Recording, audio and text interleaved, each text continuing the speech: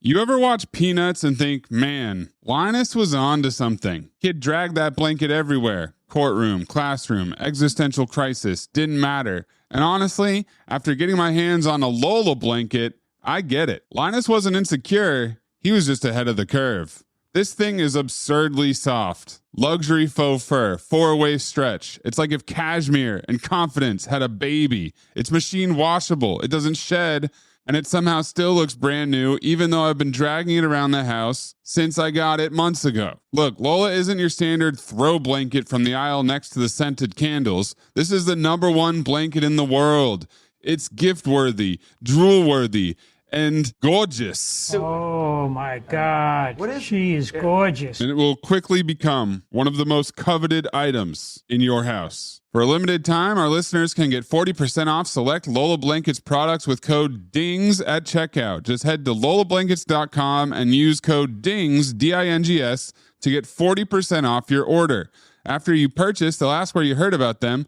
Please support our show and let them know we sent you. Wrap yourself in luxury with Lola Blankets. Mom, can you tell me a story? Sure. Once upon a time, a mom needed a new car. Was she brave? She was tired, mostly. But she went to Carvana.com and found a great car at a great price. No secret treasure map required. Did you have to fight a dragon? Nope, she bought it 100% online. From her bed, actually. Was it scary? Honey, it was as unscary as car buying could be. Did the car have a sunroof? It did, actually. Okay, good story. Car buying you'll want to tell stories about. Buy your car today on Carvana. Delivery fees may apply. It's time to bring on the blooms at the Home Depot with spring garden deals. Find savings on hanging baskets and flowers to brighten your backyard or any space that needs instant color. Then get everything you need to plant and protect them with low prices guaranteed on soil and mulch. Dig into spring garden deals for 4 days at the Home Depot. Now through May 10th. Exclusions apply. See homedepot.com/price match for details. This episode is brought to you by Redfin. You're listening to a podcast, which means you're probably multitasking. Maybe even scrolling home listings on Redfin, saving homes without expecting to get them. But Redfin isn't just built for endless browsing. It's built to help you find and own a home. With agents who close twice as many deals, when you find the one, you've got a real shot at getting it. Get started at redfin.com. Own the dream. This episode is brought to you by Palmolive.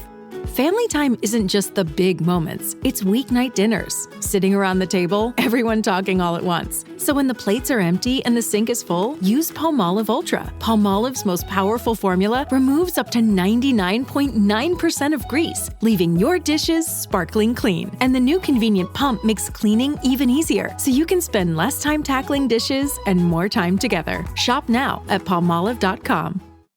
This podcast contains mature content, explicit language, suggestive situations, and partial to full frontal nudity. Listener discretion is advised. Don't let your kids listen to this.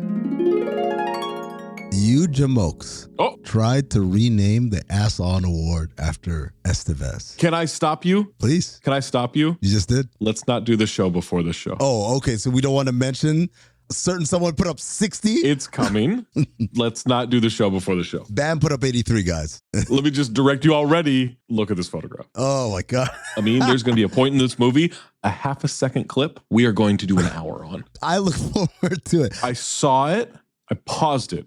I rewound it to make sure I saw what I saw. Just saw it again, paused it, got up, and walked out of the room. I need to clear my head.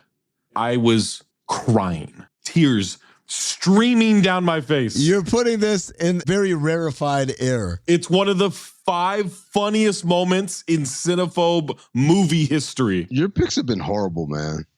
It's the point. It's the point of the show. Isn't it? Isn't it? It's possible.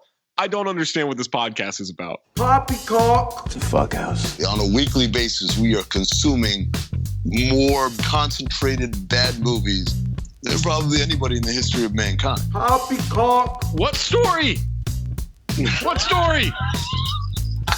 What are you talking about? Do you want lunch? I have yet to laugh in this movie. I'll just tell you that. You picked it, motherfucker. So just remember that. You know what the problem with Hollywood is? They make shit. unbelievable, unremarkable shit. I was legitimately offended. You were offended? I was offended. I didn't know you could get offended. I was offended. This did it. If I were gay, I wouldn't be offended. They're fucking making shit up, Amin. Inconsequential detail after inconsequential detail after inconsequential detail. Bees don't lie. 1, 2, 3, 4, 5, 6, 7. I'm holding a mic in my hands, and now I'm talking all alone.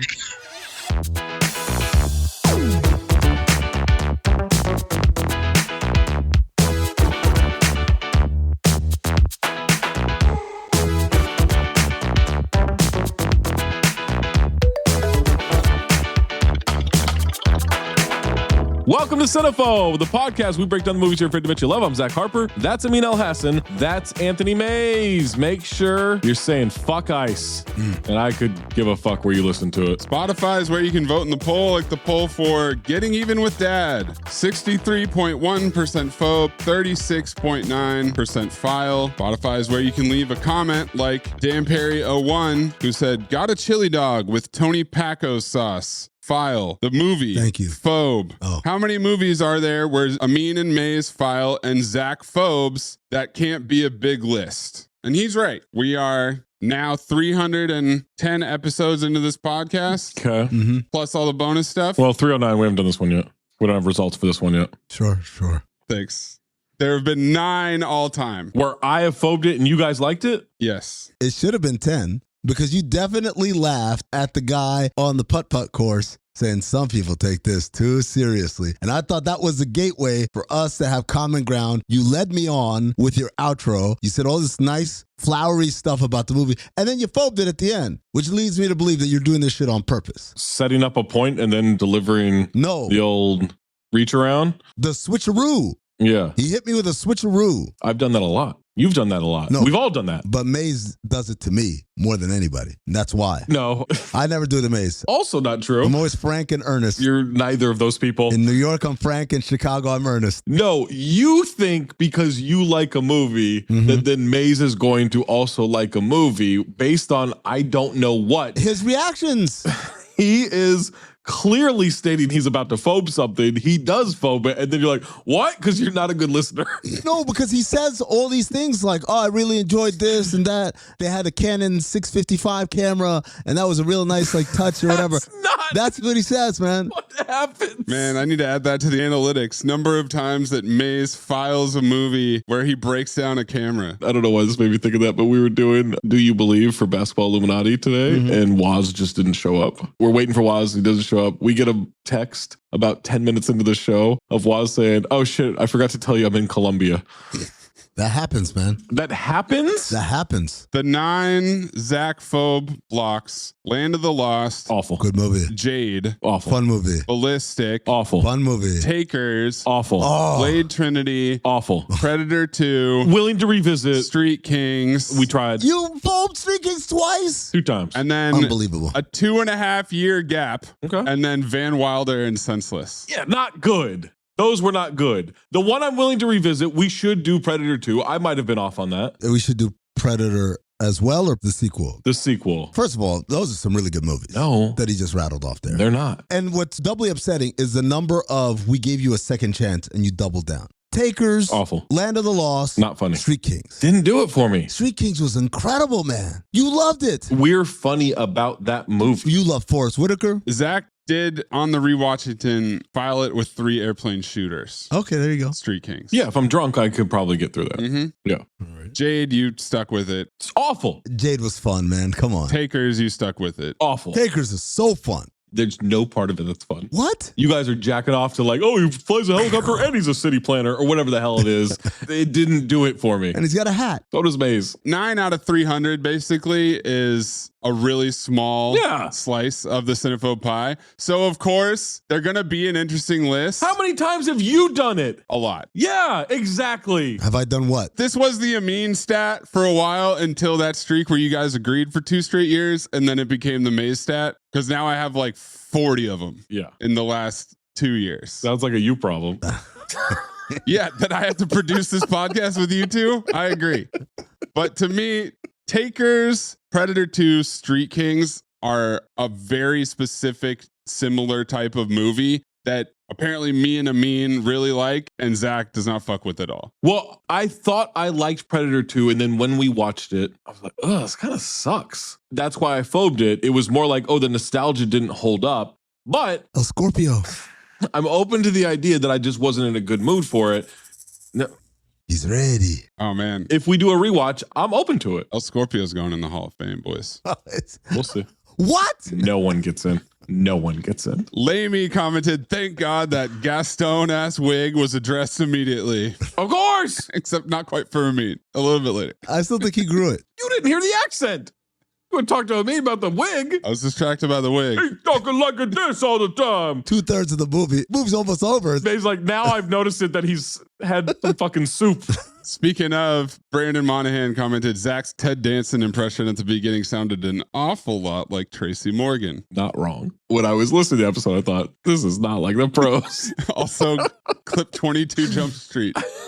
Obviously, we've all heard this statement before. First impressions are important. I've got a first impression for you. Oh, y'all like psychology? Tracy Morgan. Nobody? Leave a review, leave a comment. Make sure you check it out. CT5 episodes on the main feed. Leave us your CT5 suggestions and lists on social media or in the Discord by subscribing to patreon.com/countthedings. You get ad-free episodes, extended cold opens, re-Washington live events, past, present, and future Washington events for Here's the Science. We watch bar rescue episodes, and you get to comment, you get to laugh with us, and then we will go record a podcast. You can go listen to Here's the Science wherever you get podcasts. You get episodes early, you get access and discounts on live show tickets, and of course, all the extra content across the Count the Dings network. If you have a submission, submit it. Reminder needs to be 40% or lower on the Rotten Tomatoes audience and critic score. All right, crossover was number 300, and then we let Pluto TV take the wheel and show us where we need to go. At one point, Pluto TV saw, I don't know what the fuck it was, a music video about weed as a 30-year-old tried to groom a high school kid with hidden tattoos. Can't wait for that episode. And said, hey man, speaking of taking the bus, how about you watch The Honeymooners? Can't wait for that episode. Then Pluto TV saw us fatly dance around Gabby Union and somehow convince her to be with us, even though we're addicted to schemes, stupid hats, and failing at everything we do while we suppress every urge to send her to the moon like we did in the old days. However, then Chuck Norris died, and Pluto TV has a plethora of Chuck Norris movies. Pluto TV watched us obsess over a hot teacher/owner of the Frying Dragon. Don't gong that. Yeah. As we daydreamed constantly because of our multiple personalities disorder, hoping that one day Chuck Norris would jump off the Black Belt magazine and be our dad, because LeAngelo Bridges definitely won't be our dad. All before it was revealed we are stuck in a wheelchair and none of this happened. And Pluto TV said, hey man, Chuck Norris movies threw us a curveball, so why don't you watch a Charlie Sheen movie like Navy SEALs? And that brings us to the 1990 action-adventure thriller, Navy SEALs. Military action. Sure, yeah, I'll accept that.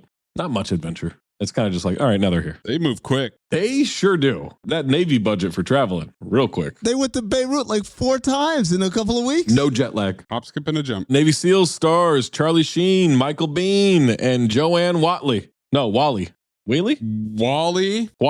Kilmer at the time. Oh, that's right. Married to Val. Yeah. This is Charlie's 7th appearance on Cinephobe, with Three Musketeers, Scary Movie 3, Loaded Weapon 1, Men at Work, Money Talks, and Deadfall as previous offenses. I wish I knew how to quit you. He had Major League in 1989, Cadence, Men at Work, and this movie in 1990, and Hot Shots in 1991. He stars as Sheen. Wait. Movies that don't qualify. Did I put this? What, Hot Shots? No. We need to update this. Cadence is going into my list. What is Cadence? Charlie Sheen is in the military. He's arrested by the military police. He's basically in military jail, and it's just him and an all-black chain gang. Wow, Lawrence Fishburne. Yeah, it's a great movie. I wish it qualified. Directed by Martin Sheen. What are you bumping? Starsky and Hutch. Gotta go. Wow. You should have hit the Owen Wilson right there for the wow. Wow. Yeah, there it is. The Bean Man, it's his 3rd offense, with Deadfall and Jade as previous offenses. I wish I knew how to quit you. He had The Abyss in 1989, this movie in 1990, and K2 in 1991. Stars as Ass on Bean. And then Joanne was in Pink Floyd The Wall, Willow, and The Man Who Knew Too Little. She stars as half and half American. Oh, Referred to her as hot reporter the whole time. Sure. Until a very key scene in a restaurant. Rick Rossovich from Top Gun, Terminator, and Roxanne. Payback music. Rick Rossovich. He's the fourth from the volleyball scene in Top Gun. Mm-hmm. There's 2 SEALs I could not care less. 57 episodes of Pacific Blue. Oh, good show. Which I guess was Baywatch on bikes. Yes. Cyril O'Reilly from Porky's. All right, so oh boy, Cyril O'Reilly is the name of Dean Winter's character in Oz, the one who's a boxer who gets brain damage, and now it has the we all know that the mannerisms of a child. You don't need to bother telling us that. Everybody knows. Brett Rice. There you go. Bill Paxton, repeat offender from Predator 2. And Club Dread, Coconut Pete. I wish I knew how to quit you. I don't think he looks like this regularly, but in this movie, he looks like Rob Hubel. Not even a little. With the mustache? Not even a little bit. I called him Rob Hubel the whole time. Their character names were pretty complicated. So Charlie Sheen is Lieutenant Junior, Dale Hawkins. Yeah. Bean is Lieutenant James Curran. Rick Rossovich is HM3 James Leary, Corpseman. Yep. Cyril O'Reilly is HT1 Homer Rexer Explosives. I bet he is. Bill Paxton is MM2 Floyd God Dane. Yeah, he's a sniper. Sniper. Yeah. That's a really good name, man. He might be up there. Oh, man. CT5 names? And then there's 2 more. I'll give them to you as we go. We've got Dennis Haysbert from Major League in 24. I called him President Allstate. Called him Serrano. OSC William Billy Graham. He's the team chief. Billy Graham, huh? Yep. Was definitely already a thing. Absolutely. He's the team chief, but he's like 4th in command. They call him chief. But he's the team chief. That's his title. Yeah. Like the other guy's a sniper. He's God. He's team chief. Yeah. Yeah. Paul Sanchez from Platoon and Castaway. That's the other one I don't give a shit about. RM3 Ramos, whose skill set is communications and Arabic interpreter. Oh, you guys will fucking love that. That's a real Hayden Christensen thing. That's the Hayden Christensen Award right there. I love how you get to the bottom of the list and then you need one guy to have multiple skills. So stupid. To cover for everybody else. Nicholas KD, repeat offender from Congo. I wish I knew how to quit you. Played a gorilla. No, he played a gorilla in Congo. Yes, bingo. How is that an ope? It's the way you said it. Nicholas Cage stars as Bad Bunny Laden. Oh, that's Shahid? Yep. I called him Palenka the whole time. I called him Bad Bunny Laden. Gregory McKinney, repeat offender from Eraser and Money Train. I wish I knew how to quit you. Okay, bear with me here. I don't even know if you guys are going to get this reference. Wow. Gregory McKinney stars as, please, we have money, but we're fuck-ups and screwed up our whole semesters. Think we were better than you. Was he in that scene? No, he looks like the father of the kid who would be in that scene. Oh, good Lord. Okay. And then Titus Welliver from Bosch. Yeah.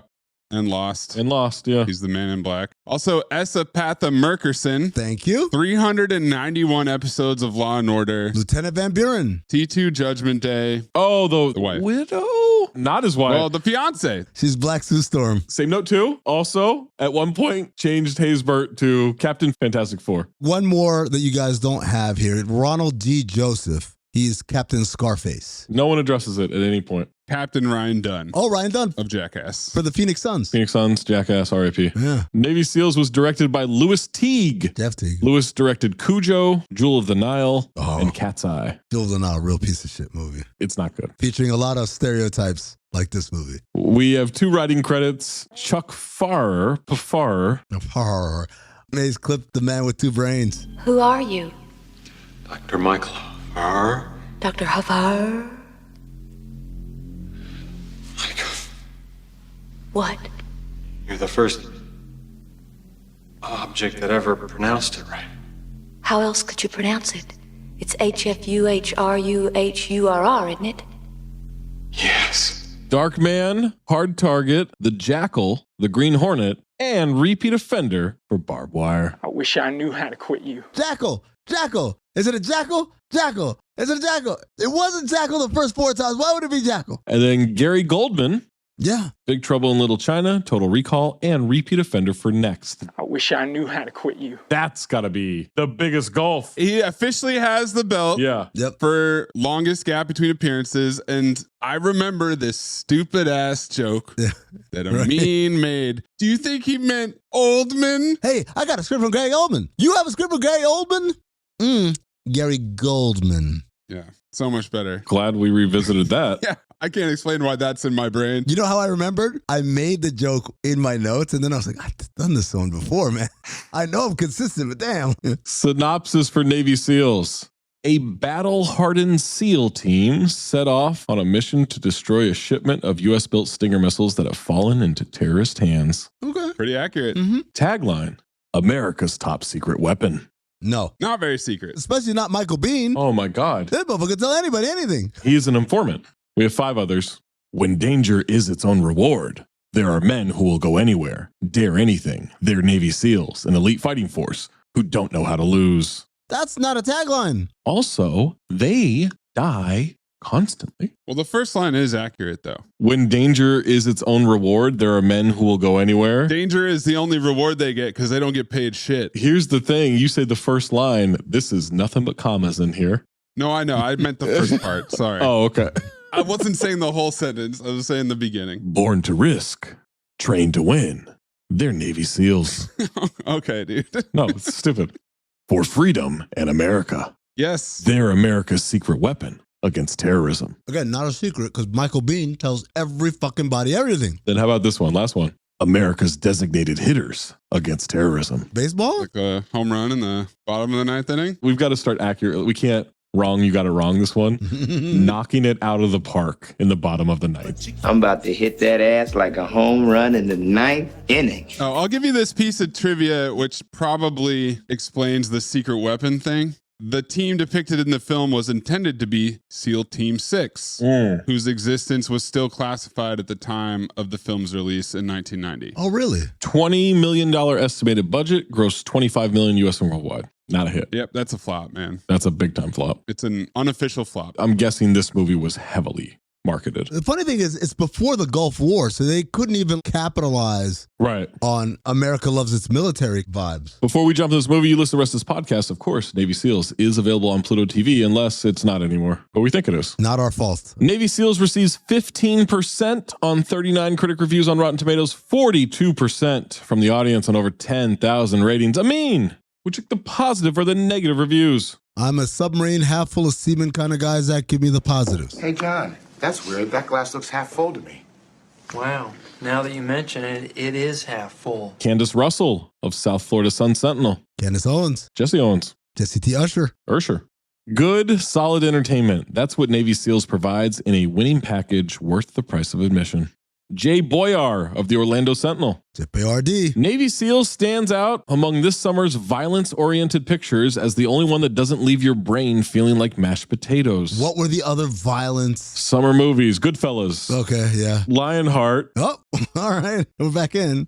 Darkman? Ghost Dad. Oh, there you go. Arachnophobia. Ghost Dad wasn't an action movie, though. Delta Force 2. We can confirm when we watch it. Young Guns 2. Yeah, I mean, there's some violence in these movies. I think there's a shot of Goodfellas. Ghost Dad is still a rental, huh? Damn. Variety staff of Variety. Cowards. Nifty performances make this routine action flick better than it probably has a right to be. Nifty. Nifty. They are nifty. Them nifty gifties. Caffeinated Clint of Movie Hole. He liked one. Action-packed good fun with a killer soundtrack. Does have a killer soundtrack. Carol Kling of Las Vegas Review Journal. Stage 4 Klinger. 4 or 5? 5. Stage 5 Kling. Definitely not stage floor. I said 4. 4. Foist. Nothing great or even good, but better than you might expect. Okay. Joe Brown of the Washington Post. Judge Joe Brown? Nah, just Joe Brown. I don't know if he was a judge yet. Did a voice. Like a real Navy SEAL, it does what it's supposed to do. Thought about it. It sure did. It gets out there quickly and doesn't remain in your memory for long. And then blank user, 5 out of 5 stars. Fantastic movie, casting, action scenes, all just about perfect. The only reason people done is the general anti-military PC crap that is quote unquote cool in our culture. What year was this written? Because he said PC crap, and that's got my antenna up. 2012. Yeah. PC had already been done. Yeah. But woke hadn't happened yet. Negative reviews. Stop being a pessimist. This tank is not half full. It's half empty. Richard Friedman of the Newark Star Ledger. Did a voice? The SEALs performed heroically in Vietnam and deserve a better tribute. Different SEALs. Oh. Derek Malcolm of Guardian. Malcolm X. X.com. Derek. The film is obnoxiously patriotic, rather racist in tone, and desperately macho in concept. And the only surprise is that it is directed by Louis Teague, whose past films, ... if hardly masterpieces, were at least shrewd fun. Okay. Louis Teague really let him down. Madeline Harmsworth of Sunday Mirror. It's not a real name. A simple-minded slice of jingoistic propaganda. Oh my God. Yes. A thick slice. Jingo. Ralph Novak of People Magazine. Kim Novak. Steve Novak. Steve Buscemi. Just say Buscemi. He's not Bruschetta. I don't like Buscemi. It's Buscemi. He wants it to be Buscemi, man. Why don't you? It's not up to him. Who's it up to? He and Dan Wyke lose it. They don't get the right. Where's Dan Wyke? He said it doesn't matter how you pronounce his last name. Do you remember that? He said that to us on the radio. Oh, yeah. He said, is it Wyke or is it Wyke? And he goes, it doesn't matter. What is it? Couldn't tell you. Don't know. Known him forever. Doesn't matter. Couldn't tell you. It doesn't matter. Anyone in the market for some B-film Arab bashing might find this movie tolerable entertainment. It's otherwise destined to make its big impact among Charlie Sheen archivists. Is that us? I think so at this point. Yeah, 7's a lot. Kim Newman of Empire Magazine. Newman. A very pompous version of the kind of nonsense Chuck Norris has been doing in far less embarrassing fashion for so many years. Damn. Wow, was that written by Pluto TV? Hey, man. Gary Thompson of the Philadelphia Daily News. Gary Washburn. Who wrote this? Oliver North? I mean, and then not that far off. Yeah, boy, Brian Orndorff of BrianOrndorff.com. This fuck. I was bored silly by the Crayola mechanics. Navy SEALs hasn't aged well, and now I rather hate my younger self for ever buying into the mentally challenged antics of the film. Crayola mechanics? He's overcompensating. I don't think you have to like this film. You're being kind of a bitch. We'll get a Means first note, May's first note, and my first note after these messages, unless you are a Patreon member, patreon.com/countthedings. Get an ad-free episode right to meow. Hello, listener. Producer Mays here to talk to you about Quince Cookware. I know cooking can feel like a lot of work these days, especially when the temptation to order takeout is stronger than ever. But trust me when I say that quality cookware makes a big difference in your experience cooking at home. I just got myself a set of 3 Staub rectangular baking dishes. Yes, that's Staub because it's French, and French means quality. It's made of Portuguese durable stoneware. It's oven safe up to 570 degrees Fahrenheit. You can even throw it in the freezer if you want. And the best part is, I know I got them at the best possible price. Because everything at Quince is priced 50 to 80% less than what you'd find at similar brands. You heard me right. High quality materials for half the price. How could such a thing be possible? Well, Quince works directly with manufacturers, cutting out the middlemen and passing the savings on to you. Now, Quince even carries fine wine, from Napa Valley Vineyards to Dom Perignon Champagne, enough to fill the Nile. Ho ho! So what are you waiting for? Refresh your everyday with luxury you'll actually use. Go to quince.com/dings for free shipping and 365-day returns. Now available in Canada too. Go to QUINCE.com/dings, DINGS, for free shipping and 365-day returns. Quince.com/dings. Hello, listener. It's producer Mays here to talk to you about Cheers. You know what gets tougher the older you get? Hangovers. Unless you're a mean and you claim to never be hungover, for most of us, even if you have 1, 2, maybe 2 drinks, the next morning can be rough. At least it was until I found Cheers Restore. Here's how it works. You take it after your last drink or before bed, and then while you're sleeping, it does its magic. It's a can of magic. They claim you'll feel 50% better or your money back. Cheers Restore helps you metabolize alcohol more efficiently and supports overall liver health. Most people think dehydration is why you feel bad, so you chug a bunch of water, but the real issue is what happens in your brain and liver while you sleep. When alcohol leaves your system, your brain goes into rebound mode, which is what makes you feel bad. The DHM in Cheers works while you sleep to smooth out that rebound. At the same time, alcohol converts into a toxic byproduct that your liver has to clear out. The cysteine in Cheers helps speed that up. It's backed by doctors, PhDs, and over 1,000 verified clinicians. They've sold over 50 million doses, and it's available in 30,000 retail locations, including CVS, Walgreens, and the 7-Eleven where Snacky Tuna goes. So take Cheers Restore after your last drink or before going to bed and wake up feeling at least 50% better or your money back. For a limited time, our listeners are getting 20% off their entire order by using code Cinephobe at cheershealth.com. Just head to cheershealth.com and use code Cinephobe for 20% off. After you purchase, they will ask where you hear about them. Please support our show and tell them Cinephobe sent you. Real value shows up in reliability you don't have to second guess. Like a set of Firestone all-season tires. They're designed to deliver confidence-inspiring wet weather traction and a quieter ride, no matter the road, season after season. Firestone all-season tires. For durability you can count on, just like people count on you. Firestone, always dependable since 1900. This episode is brought to you by State Farm. You know those friends who support your preference for podcasts over music on road trips? That's the energy State Farm brings to insurance. With over 19,000 local agents, they help you find the coverage that fits your needs. So you can spend less time worrying about insurance and more time enjoying the ride. Download the State Farm app or go online at statefarm.com. Like a good neighbor, State Farm is there. Amin, what is your first note? Mayes, I'm sending you this clip. Ironically, it's from Paul Scheer and Rob Hubel's podcast, critiquing some stupid online kid. And at some point, the guy says, "You're so tactical. Do you think in another world you were a Navy SEAL?" What are the odds that would happen? Mayes, what is your first note? I probably should have considered the political climate before picking this movie. Oh, Jesus good point. Christ. Yeah. Also, what the fuck was up with that Michael Biehn podcast you guys posted? I'm also very bummed out that I didn't have enough time to get through the 16-minute segment on... Didn't even click it because I hadn't watched the movie yet. Didn't want spoilers. Sheen and Bean, my favorite podcasting duo. Is that what it's called? Well, that's what I call them. It's worse than Sheen and Bean. The title of the Michael Biehn podcast is Just Fooling About. Just Fooling About. With Michael Biehn. Just Fooling About. Zach, you're not a fan of Just Fooling About? You ever just fool about, Zach? Usually by myself. I mean, you said you were jack-a-lackin' before we started this podcast. I was jack-a-lackin'. around with it. Well, all right. This will be addressed. I mean, I don't want you to jump all over this and freak out. My first note, is there a chance Michael Biehn isn't that bad in this movie and we do change the Ass On Award to somebody else? Hold it, okay? Oh, shit. Oh, man.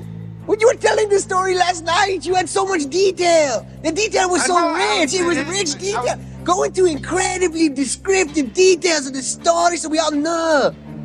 Oh, yes. Now it's time for the scenes. Here's what happened. Bow. Massive textposition. Lead off. Right after some pretty cool opening credits with the flash across the screen and the gold lettering and stuff. For early 90s, dope. Loved it. Right off the bat, give me pure exposition in text form. I had to ask, in 1990, did people not know what Navy SEALs were? I don't know that it was as prominent. I was 8, so I don't know if I knew what the fuck the Navy SEALs were at the time. Also, shout out to President Kennedy. Pretty fucking prescient on some Neil Simon levels. Absolutely, yeah. Wars of the future would be low-intensity conflicts such as guerrilla wars and acts of terrorism, so he created an elite special forces unit to meet the enemy on his own turf. I think I meant meet the enemy. I spelled it MEAT for some reason. Oh, that's a different movie. Experts in sea, air, land operations. They are known as ... Give you that title card exposition. He said a combination. Navy SEALs. All right, if it's sea, air, land, shouldn't it be Navy SALs? Well, I think they did some clever acronym work there because it could have just been sea land and then you could have called it a SEAL. Where's the E? In sea. No. You don't see?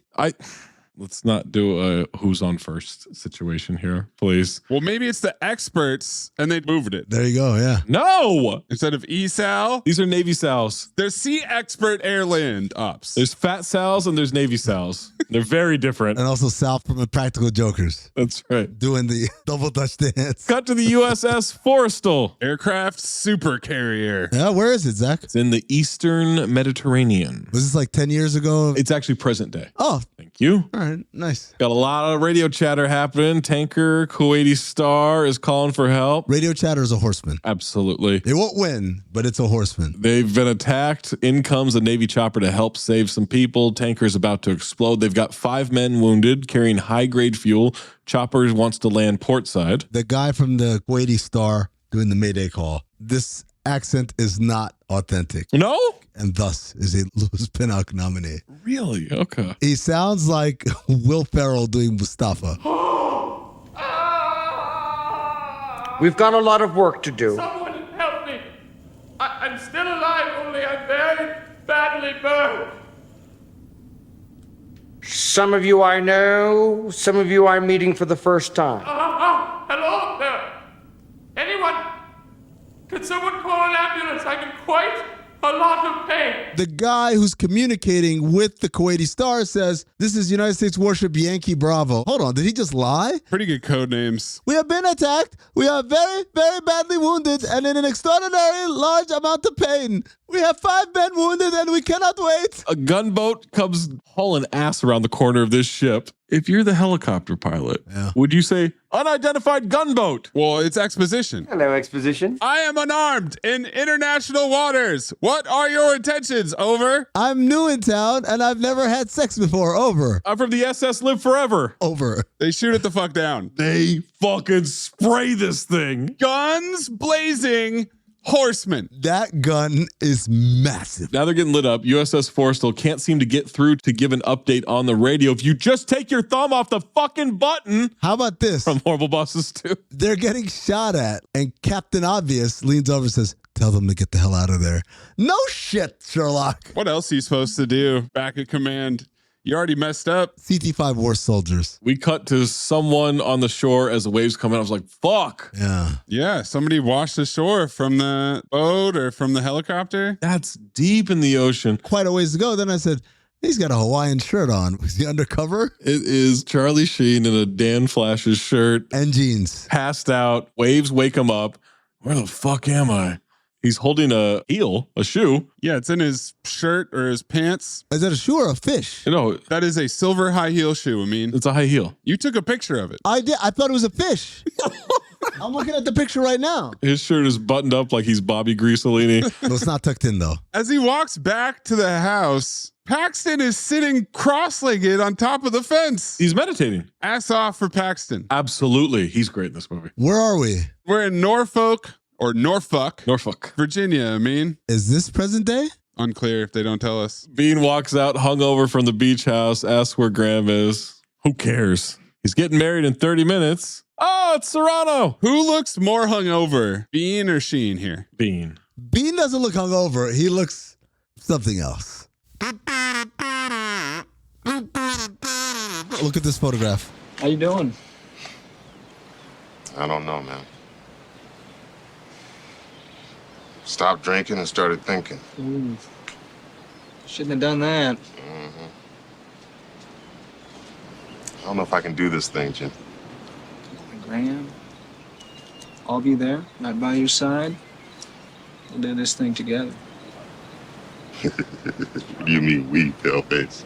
He was sitting there the whole time. Getting dressed. Your drunk, stupid ass. Where's Graham? He's right there. Ass off. I called him the unhoused Jedi. Bean is looking like a bingo. This entire scene. They're riding to the wedding in an open-air Jeep. Charlie Sheen's riding the Charlie Day seat. I sit in the middle. Bean is giving a little pep talk. Michael Bean, go back and watch him drive like a child. Well, I was thinking that it was before power steering, and it's also that Jeep. The Jeep's going straight. No one drove like that, rocking it. Left, right, left, right, left, right, left, right, left, right. Just imagine Amin jacking off 2 massive dicks at the same time. That are curved. Oh. That are curved. DTF St. Louis. They're not up and down. It's left, right, left, right, left, right, left, right. Lighten up, Chief. Best is all ahead of you. Like what? Marriage, children, a commitment. That's what's important. Sheen calls it horrible. I have a commitment to the teams. Teams aren't going to last forever. Then what are you going to come home to? Fridge full of beer and an address book full of phone numbers. This guy fucks. So far, he's playing Charlie Sheen. Coming from a guy whose marriage lasted all of what? A year and a half? Hello, exposition. Consider the source. Fuck. Sheen's talking him out of it. Then he says, cannot be a part of this funeral procession, stands up in the back of the Jeep, and flings himself off of the bridge. Golden fucking dumpster. This is the Action Jackson, God, I hope he does it award. Because I saw him start to brace himself. It wouldn't be funny if he did. Motherfucker ain't gonna do it. Yeah. But it'd be funny if he did. And then he jumped. And not only that, but he said, I see your wish for a jump, Amin, and I raise you some ADR of me going, see you later. Ass off. Sean Astin digging a pool, not him jumping off the Jeep, but them stopping and reversing into oncoming traffic. Dennis calls him a crazy motherfucker, and Bean. You catch that, Mace? He said reversing.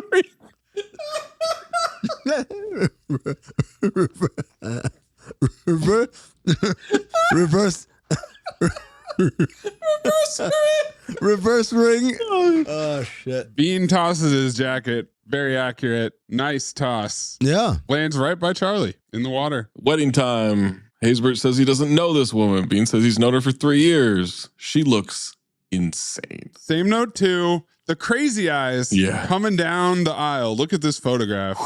He's excited. Lieutenant Van Buren is finally getting married. Mays, please clip it from Family Guy. It's well documented that my dream three-way is S. Epatha Murkison and CCH Pounder.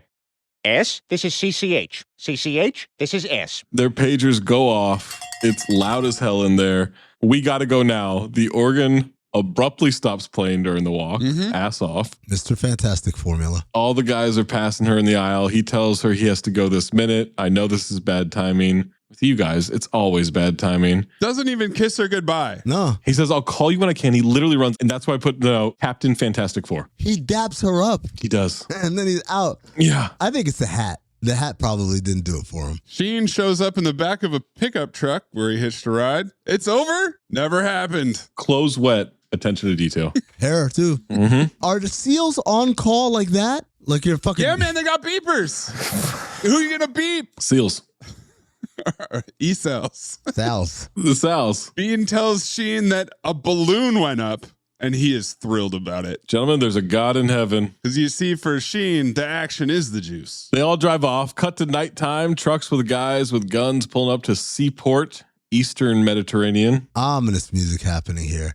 And we get some terrible Arabic by these guys. Not accurate? It's accurate. The accents are awful. These people don't speak Arabic. Sounded good to me. If you're their henchmen, why don't you hire some people who speak Arabic? It's easier to have some people who speak Arabic learn how to act like henchmen than to have henchmen act like they know Arabic. In Hollywood in 1989? Yeah, man. Fucking just go to Glendale or whatever. Whoa. That's where they be at. I thought that was Armenians. Alhambra? Alhambra.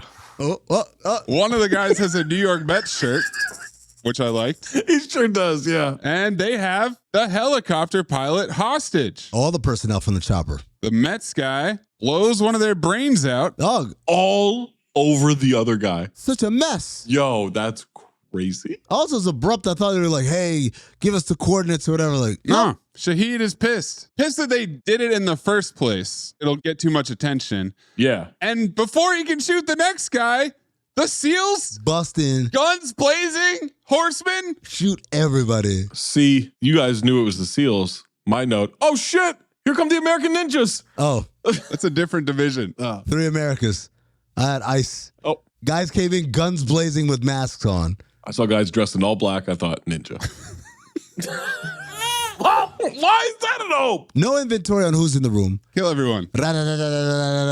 There's no chance there wasn't any friendly fire on that. It's the guys from the wedding 10 seconds ago. What? I'm assuming it's Bean who came through the skylight like a bingo. It wasn't, unfortunately. Not even close to the control that Ice-T showed in 3,000 Miles to Graceland. Sheen takes off his mask, revealing he's got blackface. Mays clipped just a little bit of this Andrew Schultz stand-up. Blackface is wrong. It's racist. You cannot do it. Under no circumstances. Cannot do it. Then you see them Navy SEALs commercials. You're like, all right, well, kind of sometimes you could do it. The whole Navy SEALs commercial is like, look how cool blackface is on a helicopter. Look how cool blackface is on a boat. Blackface in the water. They can swim. I don't know if they say that.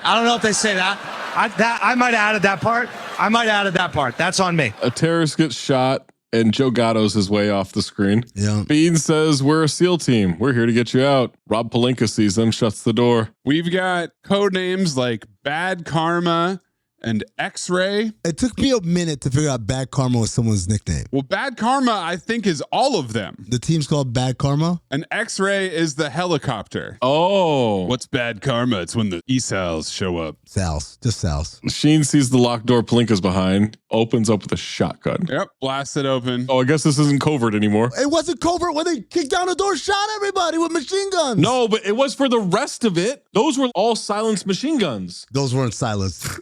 Their way. No, I went. But Zach, this is because Charlie Sheen plays by his own rules, okay? It's the main guy. It's Shahid. He bloodied his face and took his shirt off. Oh, shit. He's going full Hans Gruber. We don't know his name yet. Pelinka. The guy looks like Bad Bunny a little bit. Yep. Oh, Bad Bunny Laden. That doesn't get an ope. No, don't. But when we found out his name, Maze, I couldn't stop calling him Shahid. I thought about one of these guys is going to do Shahid. Also Rashid, Shahid. Pelinka. I think Ben is a pretty funny first name for this guy. They half-assed it on that one. Yeah. He says he's an Egyptian sailor. Charlie's not buying it. To Ramos, the Arabic interpreter. Yep. Because that's his role on the team. That's right.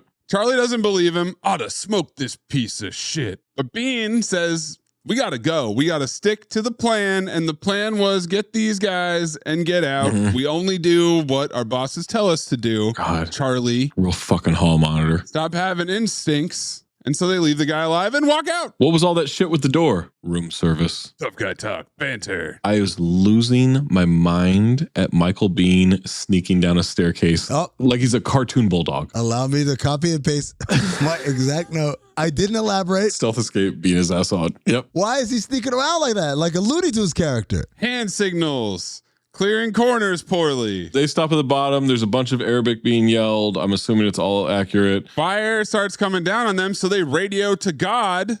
Who's God? Paxton. Paxton on top of a giant crane? With a 50 cal sniper rifle. I do not claim to be a weapons expert. This shit is a fucking cannon. It's a 50 cal. It was an explosion. The first guy he shoots disappears in a cloud of smoke like Tony Wonder in reverse. He looked like the bird that Randy Johnson hit. Feathers. Nothing else. There's no body. It's 100% what would happen. He would have evaporated. This scope is crazy too. The first one is all tinted yellow. It's called Starlight. Mm-hmm. And when that doesn't work, because he can't see them, he switches to thermal, which can see through walls and gives him color graded heat signatures of people. He shoots through the wall. Dude. That's a big fucking hole. Did you guys see how big that hole was? It was literally bigger than me. I'm not trying to pretend like I'm a weapons expert. I know this from Call of Duty. A 50 cal sniper will blow through fucking anything. I did think a lot about Call of Duty in this movie. Yeah. He takes out those two guys that are hiding. Clear. The SEALs are mad at all this gunfire. Now there's terrorists in the rear. They're losing one of the American prisoners. They have to escape to their second escape point. Bean says to Sheen, stay cool. I am cool. You should see me when I'm not. TGT. It's important to point out that it's now cool out. Oh. Because apparently that's military jargon. Yeah. They get told to cool out later as a unit. Bad karma, cool out. He wants cover fire. Bird leaves at 2:45. Be there or swim. Sheen asks Dennis for cover, then says, hope these fuckers paid their gas bill. TGT golden dumpster. Tosses a grenade at gas canisters. Big explosion. Case of beer, Billy. Now the two of them are sneaking around the complex. You see how Sheen shot the guy in the chest so fast that I thought he just pushed him with his gun? Is a SEAL. A Sal. Seriously, identical. It's not script writing, but you can clip them both. We got to break down the script writing. I think it's the bell that starts pissing me off the most. We got to break down the script writing. It's not the urgency in your voice. No, I don't like that either, but it's the abruptness of the ding and then that. They find these cases, these big boxes. They move some sawdust off of it, and they can read guided missile system. These are Stingers. Clip Gerard Butler from London Has Fallen. Stingers. Oh, yeah, I think those are Stinger missiles. Sheen blows up a guy with a grenade, then drops one in the Stinger crates. They run off. God damn it, Hawkins. It didn't blow. I said, don't you hate when a grenade doesn't blow? Cut to the rest of the SEALs with the prisoners. Sniper takes out one of the SEALs. Chopper is landing and they are shooting and extracting. X-ray. Sheen and Haysbert show up and Sheen says they found a warehouse full of missiles. They need to go blow it up. Sheen wants the breaching charges. He'll handle it himself. Bean says, let's go. God is just now rappelling down from his crane extremely far away. How the fuck is he going to get anywhere? We get a close-up on the terrace with the bloody forehead. That's our guy, Ben Shahid. Palinka. Shahid. Helicopter pilot expresses gratitude. You guys are incredible. Thank you. There's no reason to thank us because we don't exist. You never saw us. This never happened. One more thing. You're welcome. TGT. So once again, we've got Charlie Sheen playing by his own rules, finding a stash of missiles and wanting to dispose of it, and being like, no, we have to get to the helicopter. We have a mission. We were told to do this, so we got to do this. Back to the Forrestal. They're debriefing their superiors on what happened. This is a very casual debriefing. Yeah, man, they're the SEALs. I've watched a lot of military movies. The South. Usually in the debriefing, they're behind a conference room table. You're sitting on this side of the table, and it's direct. These guys are lounging in chairs and shit. They're interviewed one at a time to explain how it went down. They asked God if he engaged hostiles. I vaporized hostiles. TGT. First of all, he's not lying. It's not TGT if he's fucking telling the truth. But lots of sound bites in this. You got away with everything but the onions. Why did you let this man go? I had a plane to catch. These guys are TGTing, bantering, whatever you want to call it, their asses off. So as they ask Sheen about blowing the door and interrogating the bloody face person, Palinka. Got some guys in the background speaking Hebrew. Yeah, wonder where they're from. They notice this guy and they say, should we tell the USA who this guy is? No, call Tel Aviv first. Oh, BB needs to know. So what we get into now is they're asking Bean, why didn't you take out these missiles, Michael Bean? Yeah. And he's like, oh, we had no time to dick around. You consider searching for internationally important munitions dicking around? That's a good question. And then he gets mad at Intel for not giving them enough of a scouting report on what was going on. By the way, thanks for the hot tip on the 100 assholes at your soft target. Not 100 people. Makes you wonder why they call it intelligence. Got their ass. Cut to them playing cards, checking weapons, passing out mail. Bean walks in on Sheen, pointing a gun at the mirror. Yeah. Hands him a file on Rob Palinka. Could have used this a week ago. Who knew? Look at this photograph. Every time I do, it makes me laugh. God damn, I am still jacked up. Jacked up. Want to talk about a rush? Fuck me. He's on the tiger blood, man. Bean tells him to control his emotion. It's flowing through me, boss. Flowing right through me. Right through me. That high is not the one you're looking for, believe me. I wonder how Charlie Sheen prepared for this role. How did he get jacked up? Got to DC. We're at the Pentagon. There's video of Rob Palinka talking about the hypocrisy of invading. You cannot send soldiers into our homes and talk about peace. You cannot kill a man's family and talk about human rights. And you wage this war with acts of terrorism against civilians. If America kills our people, then our people will kill Americans. As in the bombing of the Marine barracks in Beirut in 1983. In a reprisal for the shelling of our homes and the murder of our families by American warships. It's a real sweetheart, huh? Terrible accent is a horseman. It's not good? It's awful. We get exposition about the terrorist. His name is Shahid. Time for some boardroom exposition. He's the leader of a group, Al-Shuhada. They don't know anything about Al-Shuhada at all. How? They might be connected to the Hezbollah. What? He says, how come we don't know anything? And I said, some things never change. We don't know much about anything, do we? Who's that reporter? Same question too, bro. I'm trying to find out. Claire Varens? She wins the depending on the light. You're either really hot or you're really not. You're out of your mind. Several times in this movie, I'm like, ew. And I'm like, whoa. Oh, my God. She is gorgeous. That's Zach. Same note, too. How come she's so knowledgeable? How'd a woman learn this stuff? The reason why she's so knowledgeable, guys, I don't know if you know, it's because she's half and half American. I said, oh. I mean, the important part is that she's half Lebanese and half. Oh! Does that make her so knowledgeable? I think that's kind of a... I think the part that made her knowledgeable is covering the Middle East for 5 years. No. An international journalist? Nope. Yes. Nope. The experience probably does it. She's a reporter. She's not going to give us anything. They think the group has the perfect terrorist weapons, handheld missiles. He chastises them for not blowing up those missiles. Why in the hell didn't you blow those things when you had the chance? Sir, the lieutenant made a decision under fire,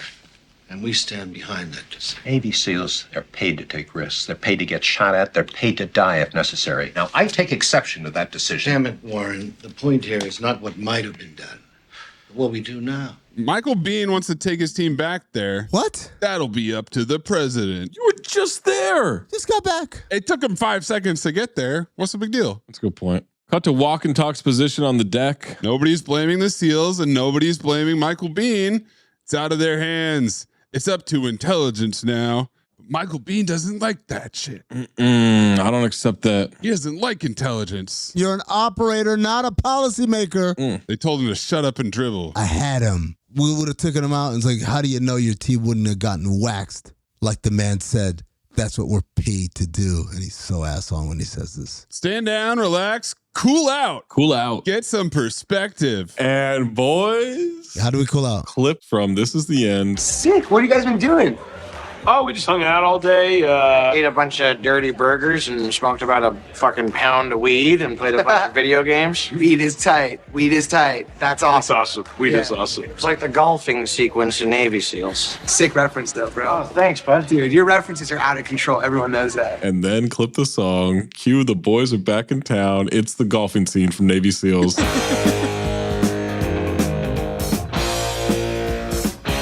They're fucking around on the golf course. Rolling around in golf carts, trying to make golf look cool and fun in a montage.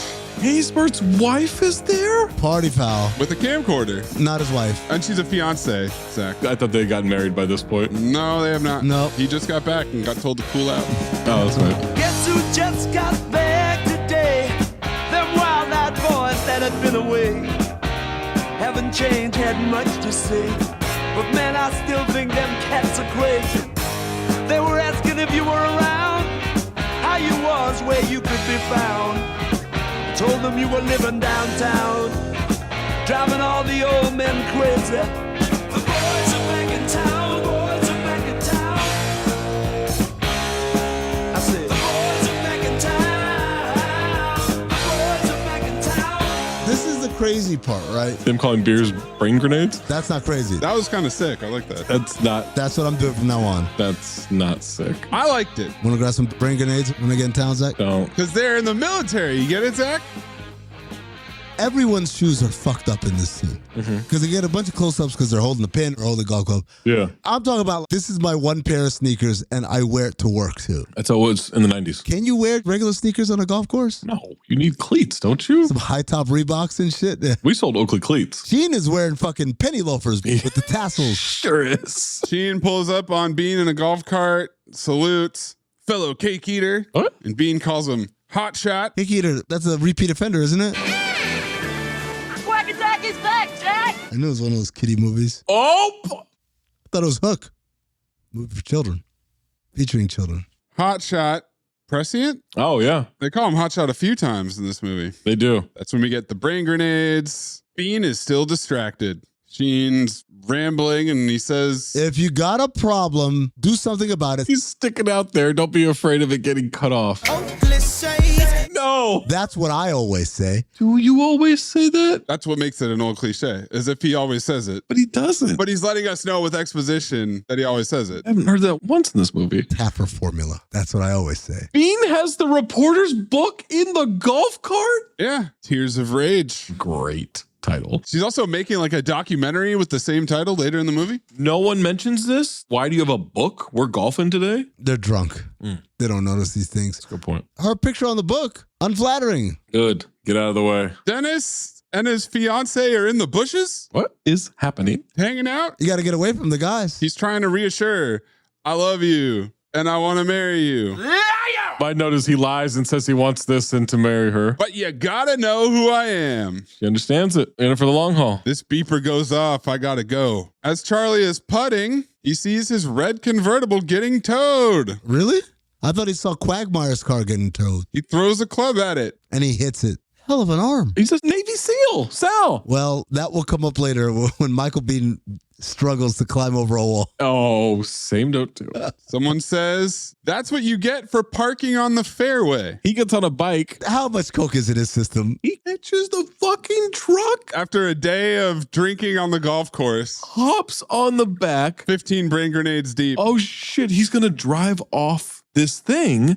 He drops the ramp. He unhooks the car while the tow truck is moving because the driver has headphones on for some reason. Illegal. And he's able to drive away free, right? Nothing in the way? Well, no, there's a big truck trying to Helen hunt him. Oh, shit. So he's got to stay on the tow truck? No, he still releases, but then immediately, as he drops, puts the car in reverse and maintains speed. Well, he must have almost hit the truck, and then he gunned it, and the truck braked, and then he was able to... Oh. Do a 180. Power slide. Uh-huh. And then make a left turn across incoming traffic. Golden dumpster. Holy shit. That's the end of the scene. Yep. Cut to the command center. Briefing. They get another chance at these missiles. There'll be potential hostages as everything is headed to Lebanon. Ships packed with Muslim pilgrims, which could present a hostage situation. These pilgrims are sleeping with goats. Racist. A boat full of orphans.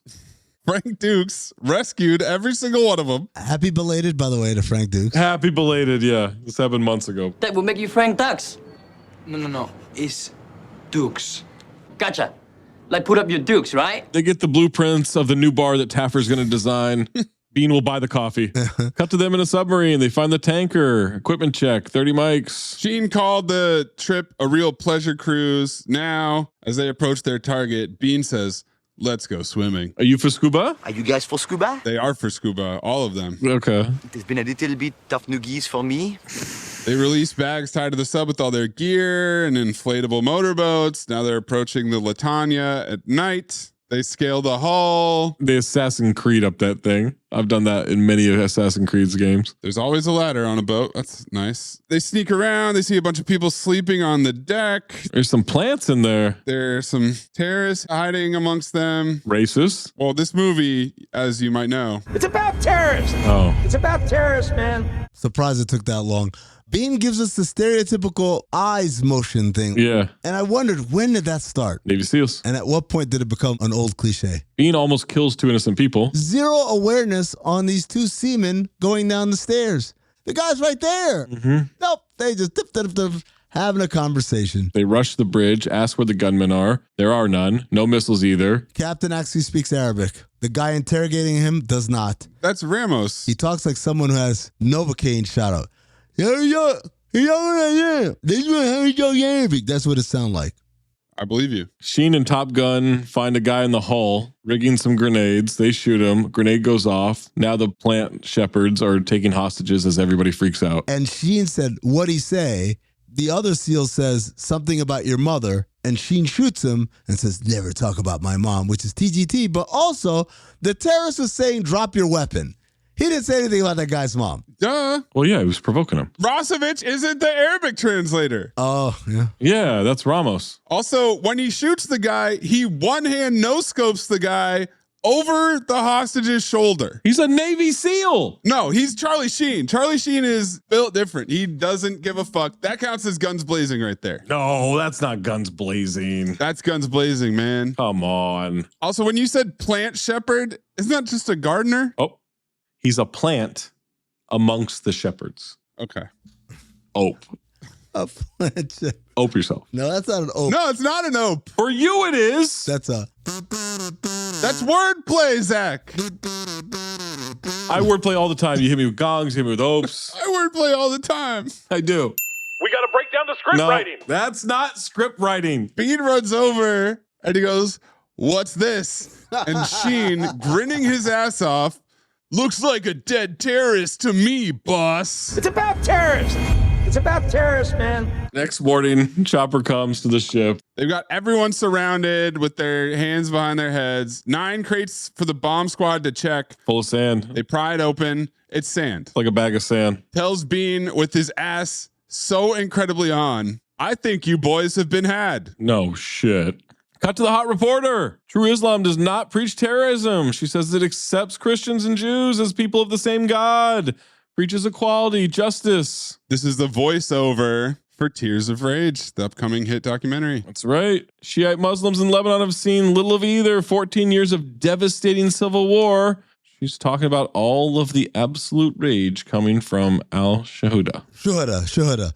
Guys, I'm glad they cleared all that up in the 90s. Yeah. Mm-hmm. And now no one ever thinks differently. Bean comes in. He wants to ask her questions. He's interested in work and research. Her voice is a fucking 10 out of 10, by the way. She's a 10 out of 10. He says, who do you represent? He says, I don't represent anyone. I'm in the Navy. You dumb fuck. She learns that he's a Navy SEAL, and she's like, yeah, I'll have lunch with you. She immediately sees a mark. She sees right through him. She wonders why he's interested in al-Shuhada. The Washington Monument is in the background at this beautiful scenic lunch they're having. There's a restaurant right above the Abraham Lincoln Memorial. The Navy SEALs, you're telling me at this point, not as well publicized as they are right now. Right. This team is supposed to be based off of SEAL Team 6, which was completely classified. Mm-hmm. I don't know how that could have been possible with Michael Bean around here taking bitches out to lunch. This is when people found out about it. Holy shit. Because he told everybody. She thinks they're talking about missiles. Michael Bean plays dumb. So you telling me al-Shuhada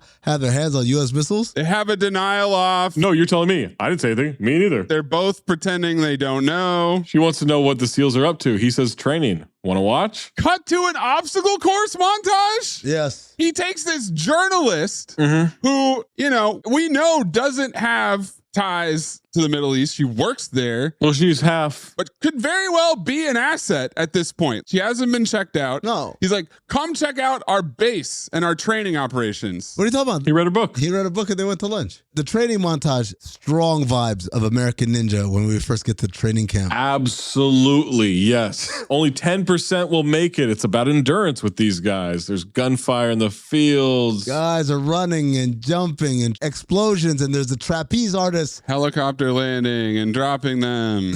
This flying through the air. Dropping into water. And then there's a part where there's an explosion and guys are running through the forest and the camera pans slightly to the left. She's standing right there. Standing there like it's a HBO Real Sports segment. Yeah. Two reporters talking and walking. The walk and talks position. Yep. Yeah. Bean is explaining to Claire that the SEALs don't do it for money. They're just trying to prove it. Is that her name?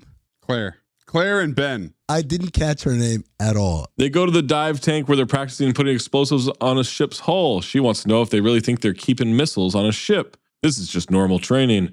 Sheen comes up to the tank window, kisses it at her. That's normal? That's abnormal. Mayes, clip Young Frankenstein. Abby someone. Abby someone. Abby who? Abby normal. That's Hawkins. He's part fish. We better get out of here before he presses something else up against the window. Like his hog. Oh, see, I thought pushing your cheeks against the window, like a moon or something. You think he was going hog. Oh, he was going hog for sure. Intro. This is Charlie Sheen. He plays by his own rules. They're driving. She asks if he's had any Mideast assignments. He keeps divulging whatever information she wants. Yeah. Where, when, doesn't matter. He's an open book. Everything. Beirut in 83, 84. Oh, during the bombing of the Marine barracks. Lost good friends that day. We lost a lot of good men out there. Same note too. He's pressing her for missile info, and she says, I'm a journalist, not a spy. That's a good point. So he takes her to the kill house. What the fuck? Which is used for CQB. What's CQB? Cobra formula. Close quarters battle. It sounds like fun. It is. He grabs her, pulls her close. They're about to make out. SEALs come in. Guns. Spraying these cutouts. Blazing. Real ammunition. Dog. She storms out disheveled. He catches up with her. What the hell was that about? He goes, about being in a war, not being able to do a damn thing about it. What? Did you catch what this was actually? It was hostages. Because it's two different scenes, it might slip under your radar. This is Bow Wow formula. You're right. Because they shot up the place. You're right. And she runs like, what the hell was that? It's like, It's about being in a war. Well, it's Bow Wow formula. He mentions close quarters battle. Sounds like fun. It is. Then it happens. Oh. I think it's Wow Bow. Is it a Wow Bow back-to-back with a Bow Wow? Oh, you think of Wow Bows and then it swings back to Bow Wow? Yeah. Maybe. It's Bow Wow because she asked, what the hell was that about? That question is directly related to the gunfire. Sure, but he introduced it. I think we went back-to-back. Pendulum swung. He's yelling at her about the missiles and doing something. Where's Shahid? Keeps pressing her for info. She doesn't know what she can tell him. Which is real fucking incriminating. This spring, Uber Eats has you covered. Whether you're celebrating mom, dad, or your favorite grad, not all of us are great planners, and with the Uber Eats gift hub, you don't have to be. Send flowers, perfume, champagne, or just their favorite meal straight to their door. Gifts arrive in as little as 25 minutes, and you can add a personalized video message for that additional so-not-last-minute touch. So this spring, get a leg up on gift giving with Uber Eats. Last-minute gifts that land every time. Must be 21 or older to purchase alcohol. Product availability varies per region. See app for details. Amazon presents Jeff versus Taco Truck Salsa. Whether it's Verde, Roja, or the orange one. For Jeff, trying any salsa is like playing Russian roulette with a flamethrower. Luckily, Jeff saved with Amazon and stocked up on antacids, ginger tea, and milk. Habanero? More like habanero, yes. Save the everyday with Amazon. Chronic migraine, 15 or more headache days a month, each lasting 4 hours or more, can make me feel like a spectator in my own life. Botox, onabotulinum toxin A, prevents headaches in adults with chronic migraine. It's not for those with 14 or fewer headache days a month. It's the #1 prescribed branded chronic migraine preventive treatment. Prescription Botox is injected by your doctor. Effects of Botox may spread hours to weeks after injection, causing serious symptoms. Alert your doctor right away, as difficulty swallowing, speaking, breathing, eye problems, or muscle weakness can be signs of a life-threatening condition. Patients with these conditions before injection are at highest risk. Side effects may include allergic reactions, neck and injection site pain, fatigue, and headache. Allergic reactions can include rash, welts, asthma symptoms, and dizziness. Don't receive Botox if there's a skin infection. Tell your doctor your medical history, muscle or nerve conditions, including ALS, Lou Gehrig's disease, myasthenia gravis, or Lambert-Eaton syndrome, and medications, including botulinum toxins, as these may increase the risk of serious side effects. Why wait? Ask your doctor, visit BotoxChronicMigraine.com, or call 1-800-44-BOTOX to learn more. Now at McDonald's, a McDouble is $2.50, so you can get your gym gains on, or just get lunch for only $2.50. Get more value on the under $3 menu. Limited time only. Prices and participation may vary. Prices may be higher for delivery. Ba-da-ba-ba-ba. Cut to Charlie Sheen driving his convertible. Pretty good job of parallel parking. Same note too, bro. I was surprised. Pretty good job, yeah. Wow. They pull up to Il Giardino. That means the garden in Italian, just so you know. Thank you. Oh, like a plant shepherd. I said, is this the Olive Garden precursor like TGI Fridays in cocktail? Charlie is spying on Bean and Claire. So he knew they were there, or he just happened to show up? He drove by, he saw him. Oh. Which is incredible Navy SEAL vision by him to see him from the street. He's a Navy SAL. Maybe he saw his Jeep parked. Walks in, walks up to the hostess, says, "Hey, Ruth, I call that Subtle's position." Lets us know he comes in here a lot. It might be the only restaurant in Norfolk, Virginia. Norfolk. Yeah. Norfolk. He calls the command duty office and asks them to beep Bean. Yeah. And they do. No questions asked. I understand that based on the wedding, when you get a page, that's some real shit. Don't beep everybody. Okay. Gotcha. That's the difference. Don't beep bad karma. Just Bean karma. Don't hit the group chat. Guys, are you ready for this unprecedented moment? When Sheen walks up, when he first approaches to them in the booth, Bean ass off. He is getting caught with a girl. 100%. I was like, oh shit, okay. Not the only time that someone will call him ass off in this movie. Hi girls, what's happening? Great TGT. That's TGT, not banter? Nope. That is designed to emasculate as a rival for the wooing. Remember, this is 1990. Yep. He's trying to woo her. Everything you see here, this is the manly art of wenching as told by Charlie Sheen. Slides into the booth, introduce himself. Clip it, because this is a fucking ope avalanche. It's a lot. He's a journalist. Specializes in the Middle East. Well, Beirut, really. Ah, one of my favorite spots. What a shithole. You been there? Kidding? Rags knocking each other off like the national pastime. Rags? Ragheads, Arabs. I think they're all a few sandwiches shy of a picnic. I happen to be half rag myself. My mother's Lebanese. Is she? Well, I guess I've done it again, haven't I?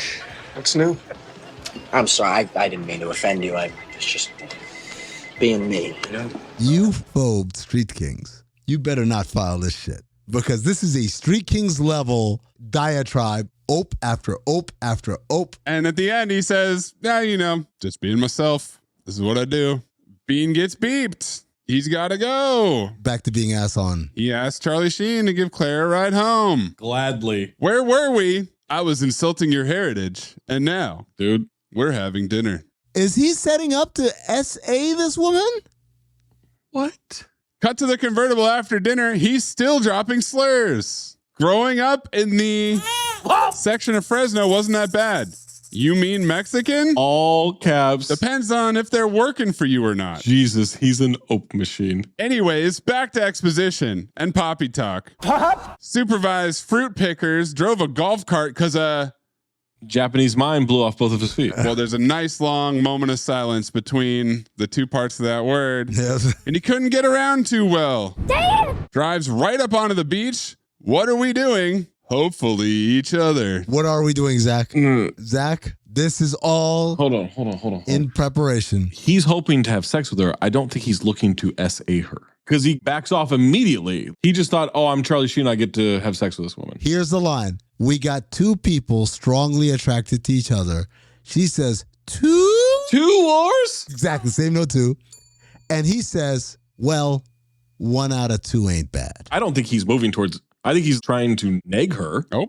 He's relentlessly trying to close the deal. She's offended. She gets out and starts walking away. He goes after her. Mm-hmm. And she says, you're a vaguely amusing and not unattractive guy, but I'm not even remotely interested. He's flirting his way out of this shit. She falls for it. Yeah, and then he says, well, I guess we'll have to cancel the weekend in Bora Bora. And she laughs. And you know what this is? What's that? The invention of HGB.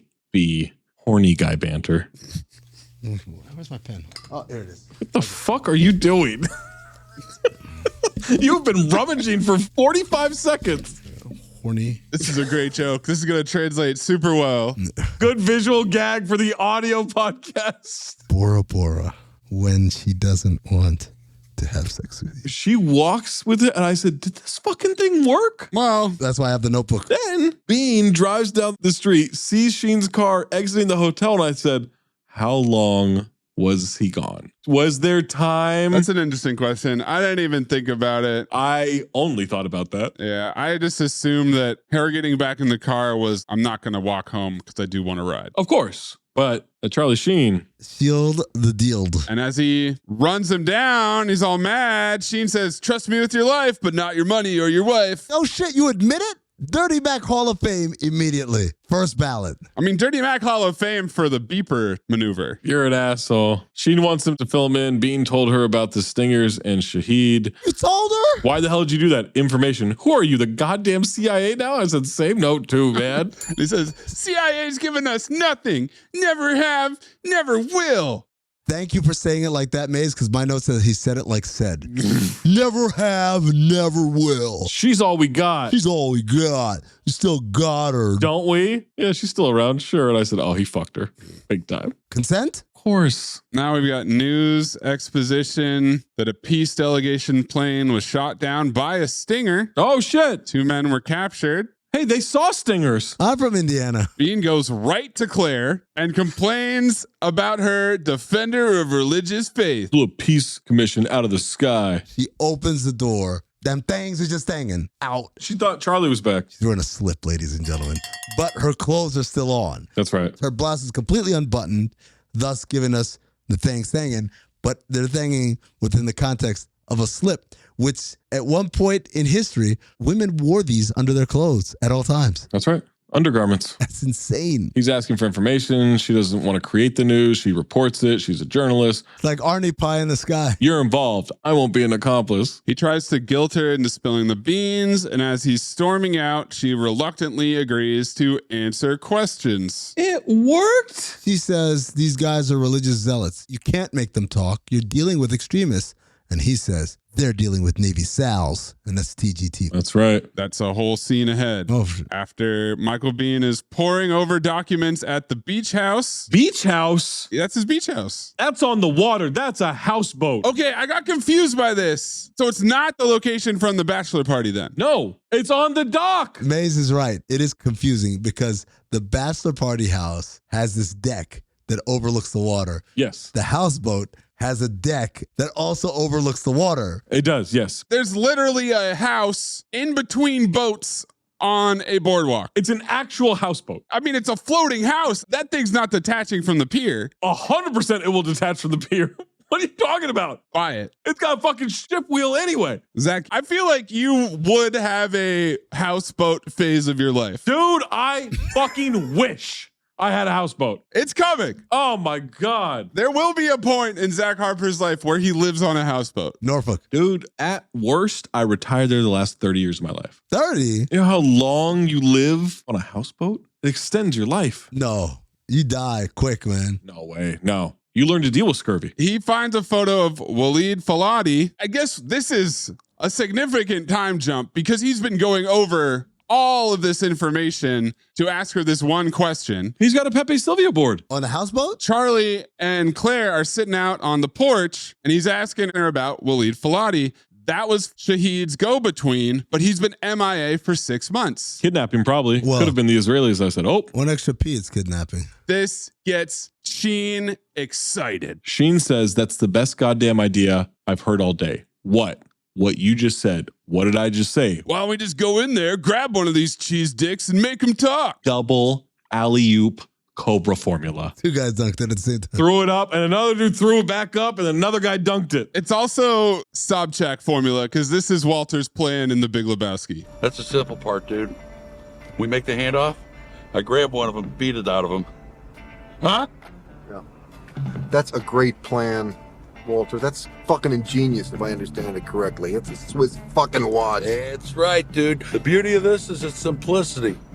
Once a plan gets too complex, everything can go wrong. There's one thing I learned in Nam. Religious zealots, extremists, they wouldn't talk. Well, we're Navy SEALs. TGT. Cut back to that Pentagon boardroom. Meeting of the old whites. This was so confusing because we don't know who any of these dudes are or what they do. None of them. I thought one of them was the president. No. One of them, Warren, is the guy who talks to the president. Yeah. But what is his role? Is he the Secretary of Defense? I don't know. We don't know. He's the secretary talking to the president. That's right. But one of the guys in the back says, oh, yeah, we know that guy, Faladi. He's a paid asset. Yeah. You can call it anything you want. The point is, you give this guy money, he jumps into bed. I said, is Zach the asset? Wait, I can get money for this? Zach, same note, too. Well, I oped, and then I say no, too. The other thing that's curious about this room is everyone is dressed different.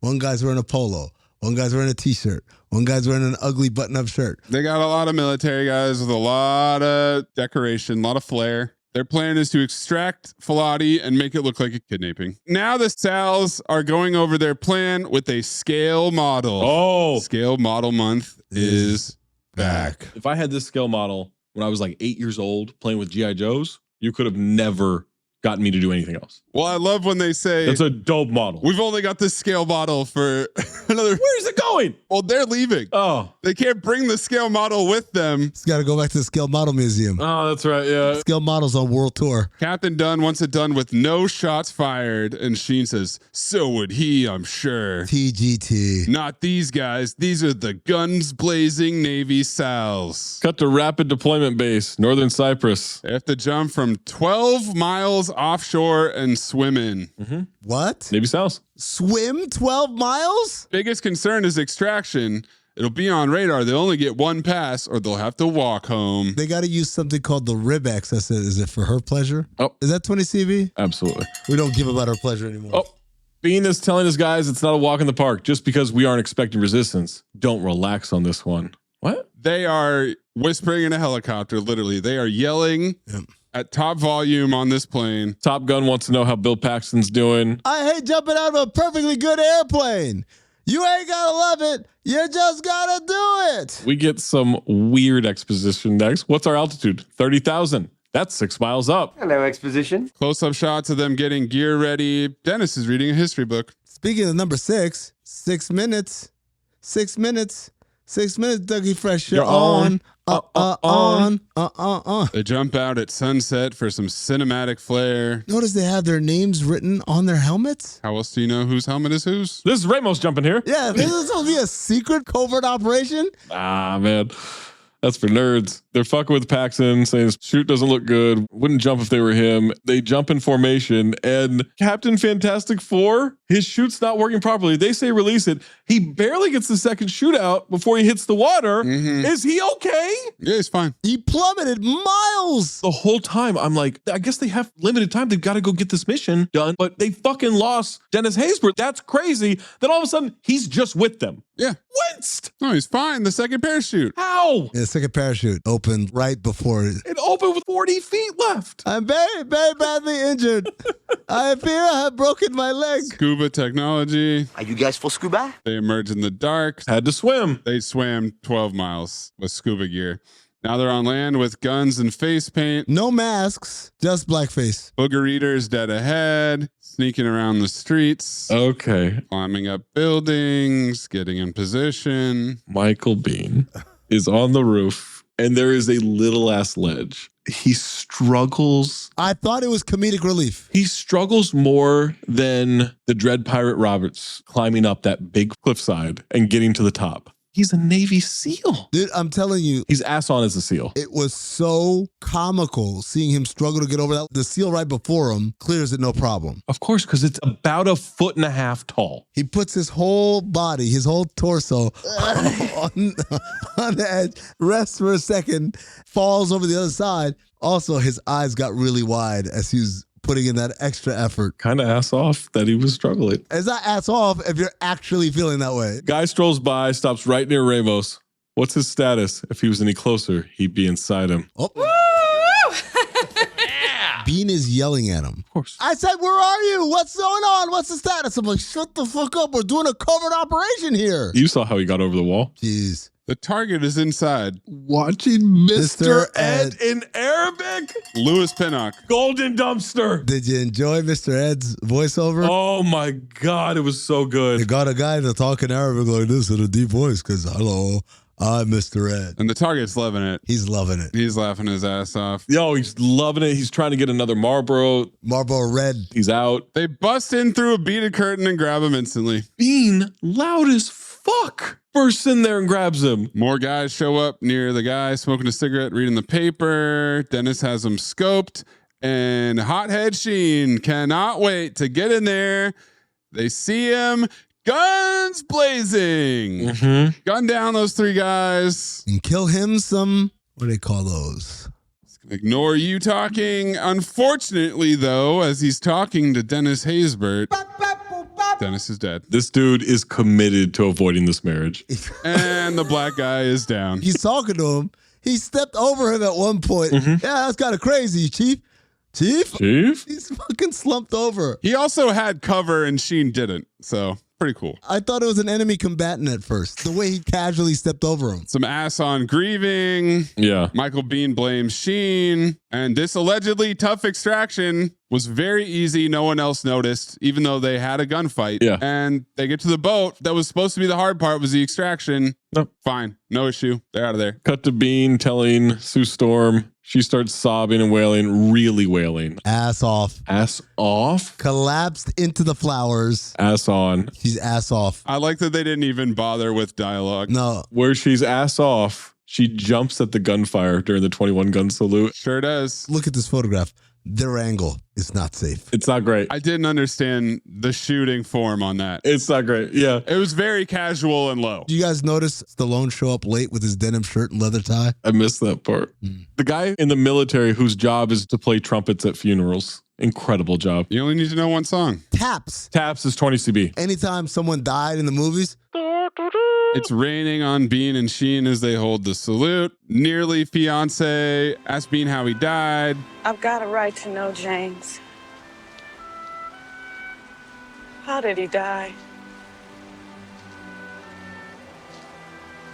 It was a training accident.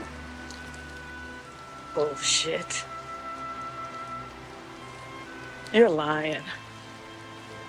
Can't talk about it, Joe. You can take all of that classified, unsung hero stuff and shove it.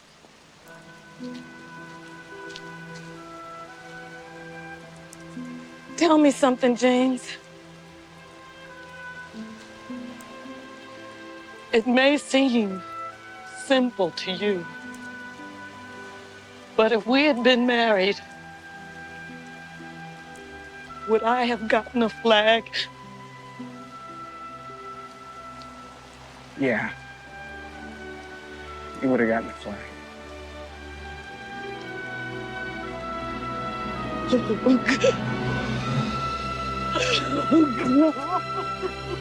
This is an ass-on battle between the two of them. Well, Bean wins. No, she's terrible. No. She's not.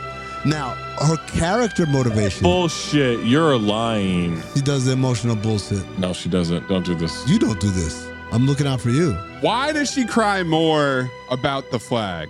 Well, she's upset about the flag because they're not married, and she wanted that pension. This devastates her more than his death. That's what I'm saying. So she's more upset that she didn't get the flag? Mm-hmm. She didn't get the souvenir? Yep. While I will not agree that she's ass on, I will say selfish. So misogyny is still alive and well. Just saying. Camcorder footage of Dennis juggling golf balls. Then we see Charlie at a bar drinking a Bud Heavy. Everyone's drinking. Glasses are breaking. The Sals are getting sloppy drunk and angry. Okay. All right. Yeah. All right. Yeah, ready? Oh. Ready? Okay.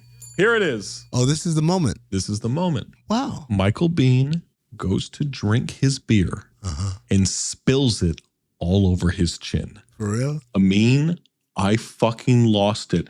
This dumb fuck couldn't even drink a beer. No. I take back my first note. Oh. My bad. That's on me. I'll do an accountability. One. I might even do two accountabilities here. Okay. This is the most ass art. You're in the clear. He dribbles beer all over his chin. It's a bottle. It's not a glass. He took too high of an angle. It's literally bottlenecked into his fucking mouth and he misses. Zach, I have a similar note in the very next scene that kind of captures, I think, what you're laying down here. What I'm laying down is he couldn't drink a beer out of a bottle. This guy couldn't lay down a carpet. I want to focus more on how this bar is operating, Zach. As you know, you and I, we are co-hosts on a show called Here's the Science, the Bar Rescue Podcast. And so the first thing I noticed is the guys breaking glasses that fall into the ice tub. Now you got to burn that ice tub. That's right. You do have to burn that ice tub. Otherwise, you're going to kill somebody. Then you got a guy grabbing beer from behind the bar. While one guy's running a distraction ploy. That was Bean. Bean's the one that grabbed the beer from inside the cooler. Yeah. Well, but Top Gun is behind the bar almost like he works there. I was confused. I think they're just allowed to do what they want. Did you notice that they were putting all of the drinks on Chief's tab? Yes. The dead man's tab. Well, I thought Ramos says, put it on my tab, me, Billy Graham. He says the name, yeah. Oh, I missed that part. And I'm like, wait, he's not Billy Graham, he's Ramos. Yeah. CT5 grifters, hold up. Wait, are they paying tribute in quotation marks? No. To Chief? Or does Chief have a tab?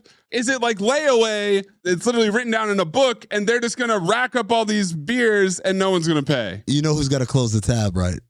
Sue Storm. Oh. Time to update a list. Joe Esterhaus, get out. CT5 grifter, number 3, the Navy Sows. Navy Sows at the bar. That's an all-time grifting move. Put on the dead guy's tab? Put on the dead guy's tab. I mean, it's crazy. I kind of want one of you two to die so I could do that.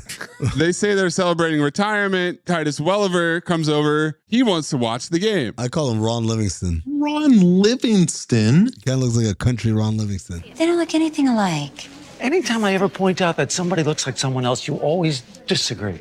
Because they never do. They always do. They never do. I thought it was David Jacoby. With hair? Yeah, with hair, yeah. Maybe, I don't know. I've never seen him with hair. These Navy Sals are thrilled that somebody's trying to fuck with them. They shut him down, and he won't shut up. So Top Gun, Rosevich, says, this guy wants a beer bottle shoved up his ass. I mean, sometimes you have this movie on in the background as you're watching it. Do you have that in this case? I just saw Michael Biehn fucking spill the beer. Go to Michael Biehn. I need you to pay attention to it and watch it. I watched it about 30 times, trying to make sure I got the right timing of the screenshot. I'm going to do a live play-by-play here. Okay, so we're seeing footage. They're on the golf course. This is the most ass-on moment in Cinephobe history. He drinks the beer like he's a hamster. Yes. Like a hamster getting into the water bottle. And both lips are fully wrapped around the outside. Yes. It gushes out because he can't handle the flow. He misses his mouth. No, it's an overpour, Zach. It's an overpour. Then he has his mouth closed. He's pursing his lips, dumps way too much beer into it. It overflows, comes out. All you got to do is take a sip of this thing here. And he fucking turns it upside down. Why would you drink like that? Why would your dad? Do me a favor, rewind it, watch it one more time. Okay. It's violent. It's a violent throwback. It's insane. But is he doing a good job of being sloppy drunk? No. Because I know what it looks like when he's out of his mind. That's when he's... Supercharge that. Supercharge it. Wait, now they're going to think I said a slur. Well, you did. He really misses all of it. It comes out. This is the whole fucking thing, man. It's all over his chin. Sheen says they're honoring a dead friend. Titus grabs his collar. Now Sheen is choking Titus at 7. Then he kisses him. Everyone cheers. Mayes, good bit Charlie Sheen talking about ordering from the back of the menu. Knew you were going to say this. Wow, look, it's Charlie Sheen and he kissed the dude. When people say sex with men, you immediately think of like butt sex. I mean, sorry to be graphic, but that's kind of like where the mind goes, right? Yeah. And it wasn't that. Sheen says, I love you, then throws him down on the ground. Paxton pours alcohol on the bar. 151, I'm pretty sure. Lights it on fire so they can toast Haysbert. And then Tapper says, that's it, I'm going in. It is in this moment, Bean, the rest of my notes, I call him Bingo. B-I-E. Hold on. B-I-E-H-N-G-O. Bingo. Hold on for a second. I've got to send you guys this picture. Can we fucking get a move on? Jesus Christ.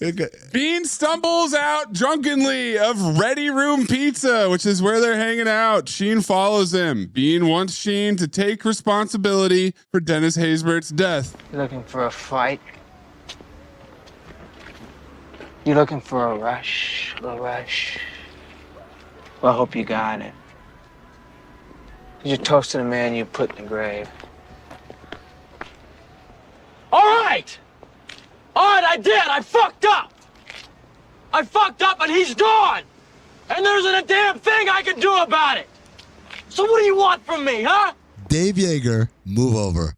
Because somehow Michael Biehn... With the walk? The walk is so ass on. Dave Yeager, you're off the hook, man. Cuts the hot reporter showing up to Bingo's houseboat. Well, on her way there... Oh, she gets proposition. A preppy boat guy... Dude with a polo shirt tucked into his khakis... tries to flag her down. He says... Excuse me, I'm hey, the party's over here. And then when she keeps walking, he says, no, I tried. Buddy, you got to have some more confidence than that. He was drunk. Golden dumpster. You know why she didn't go on that boat? Why? Because of the implication. Houseboat in Norfolk, Virginia. The Norfolk house. Must be cheap, right? $40 a month. She walks right into his house, unlocked, Navy SEAL. It's trashed. Documents all over it. Classified. Mar-a-Lago much? Also a broken picture frame of Bean and Dennis. She finds Bean, who just rubbed his eyes right before the scene started, trying to act sad on his balcony. Ass on.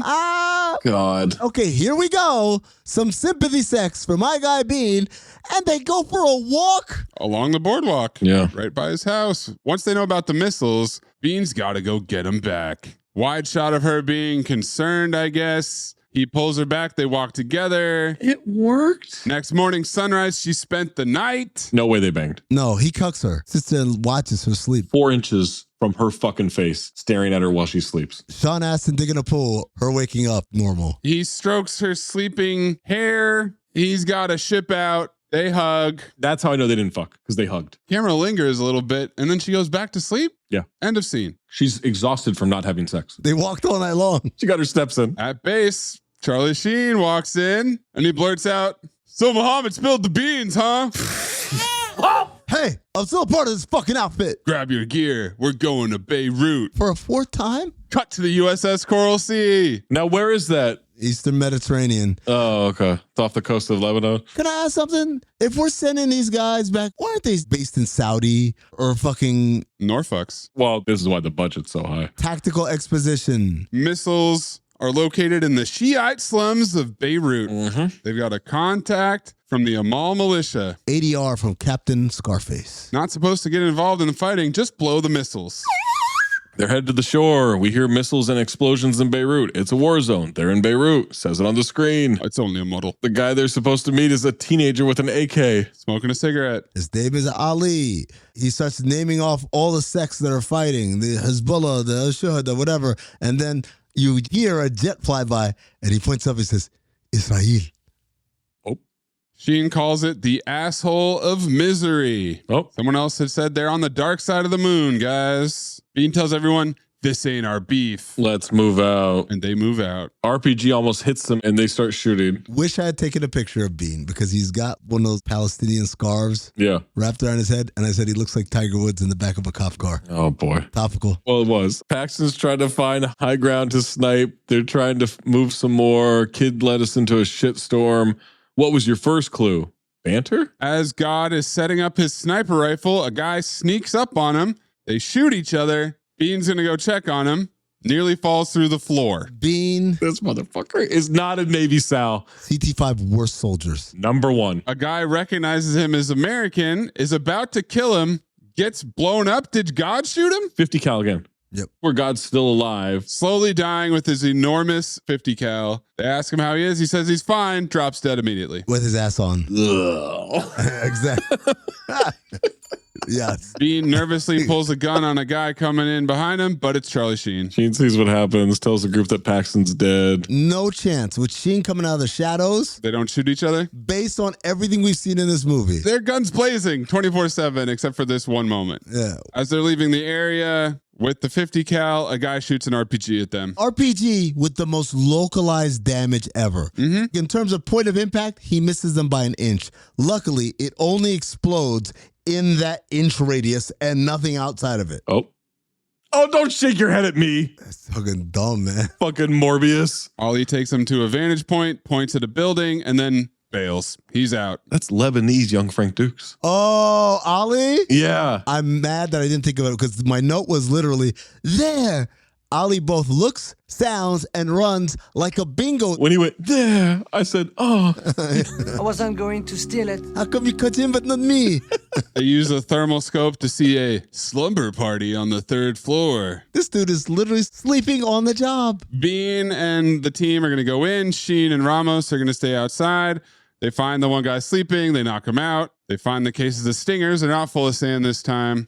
A door opens behind Bean. He back kicks the shit out of this guy. He's not paying attention. No. Your job by the door is to watch the door. Yeah. Instead, you're watching the thing that 5 sets of eyes are already watching. Instant knockout. They confirm the stingers. They start planning charges.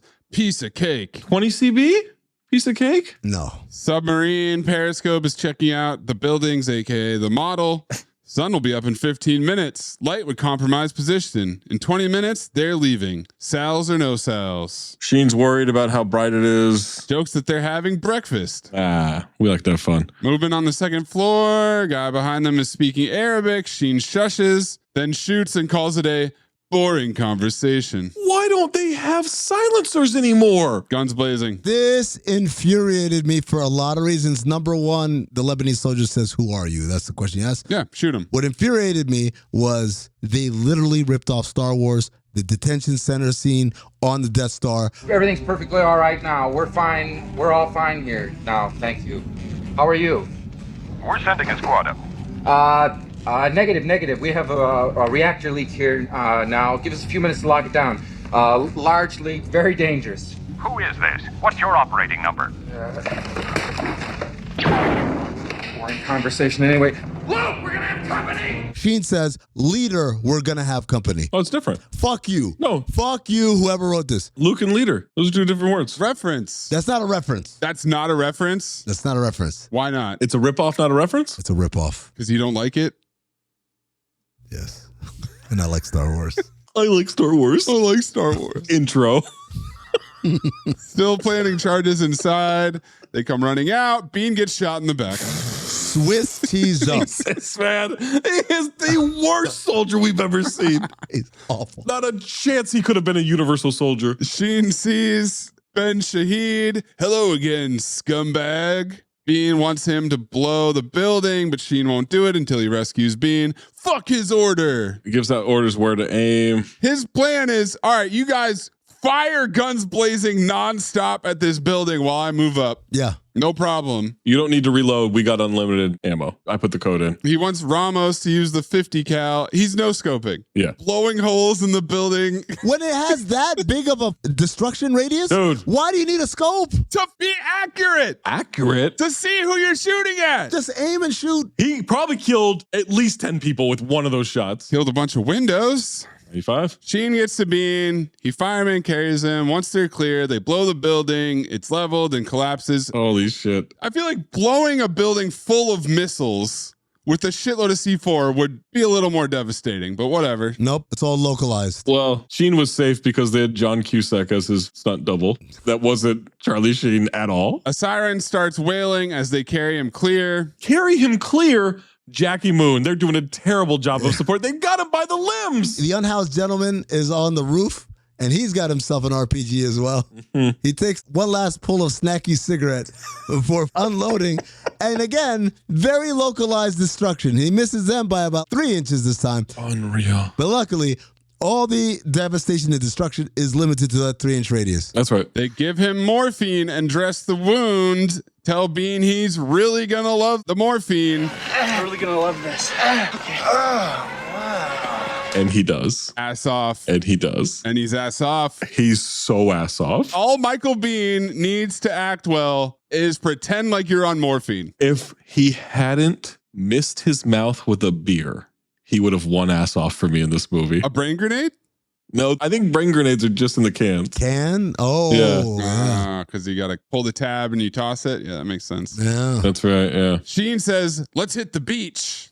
Ben Shahid took his shirt off. Have to. It's hot.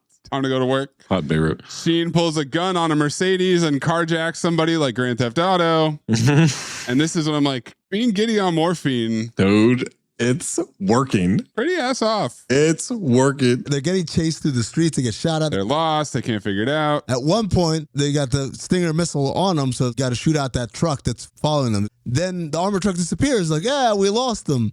And we get the shot of Bean all high off his mind, smiling and laughing.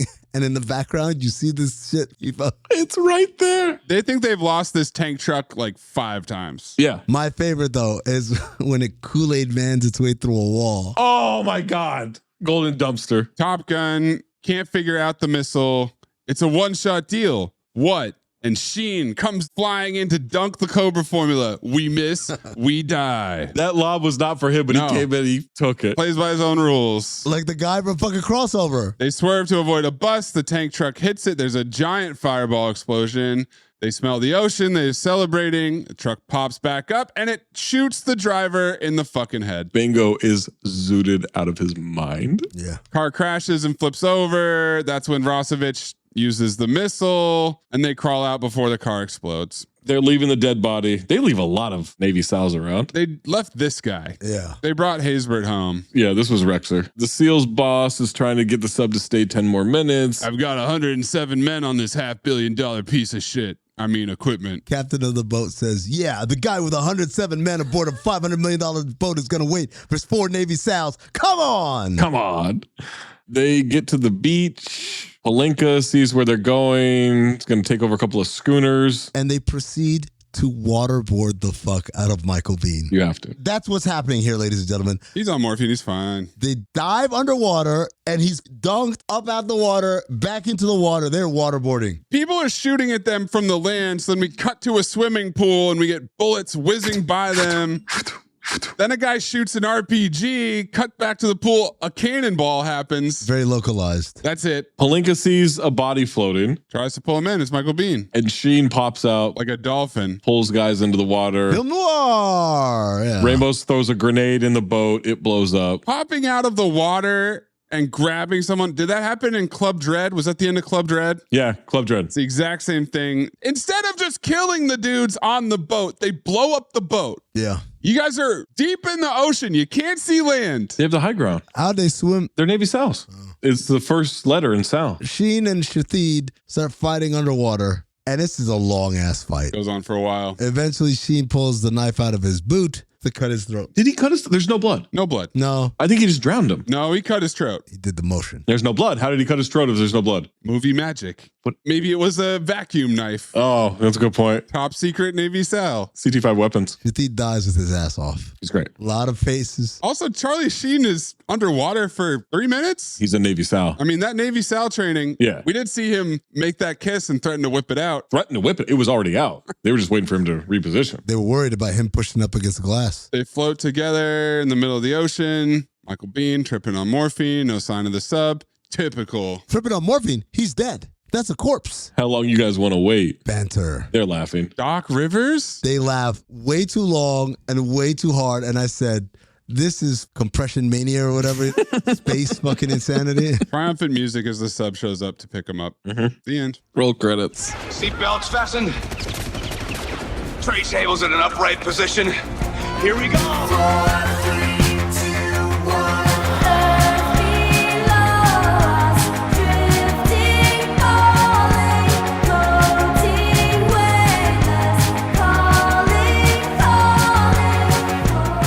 Liftoff? It's the discovery of the missiles, right? Yeah, for me, it's specifically when Biehn says, no. Oh, yeah, we got to go. Leave them. We got to fled. Let's not blow these missiles up. Let's leave them. Yeah. For me, it's Sheen jumping out the back of the Jeep into the river. Why don't you try telling us what the fuck happened? Plot summary, 1 minute, 53 seconds. 3, 2, 1. This movie starts with a terrorist attack in the Mediterranean Sea that's unprovoked in international waters, but then it turns out that the head terrorist is mad at his guys for doing it, so it might have simply been a strategic mistake by Doug Christie. Luckily, it happens just in time to stop Dennis Haysbert from getting married when he and all his Navy SEAL buddies get beeped on their beepers and leave the ceremony as the bride is coming down the aisle. On their mission to get some hostages back, there's a fundamental conflict established between our two main actors. Charlie Sheen is the junior lieutenant who plays by his own rules and is constantly trying to get in the action. He finds the head terrorist and Stinger missiles, but his commanding officer, Michael Biehn, is so committed to the mission that he overrides Charlie and tells him to leave it alone. When they get back, Naval Intelligence and the Pentagon are pissed off that they let international terrorist Ben Shahid survive while in possession of extremely dangerous Stinger missiles. Now Michael Biehn gets frustrated with bad naval intelligence, so he decides to take matters into his own hands by meeting a half-Lebanese journalist with lots of contacts in the Middle East. While trying to get information out of her, Biehn decides that giving her a tour of the top-secret Navy SEALs training facility is a good idea. Also, he's trying to hook up with her. 30. And so is Charlie Sheen. He's also trying to hook up with her. Somehow this plan works. There are no consequences.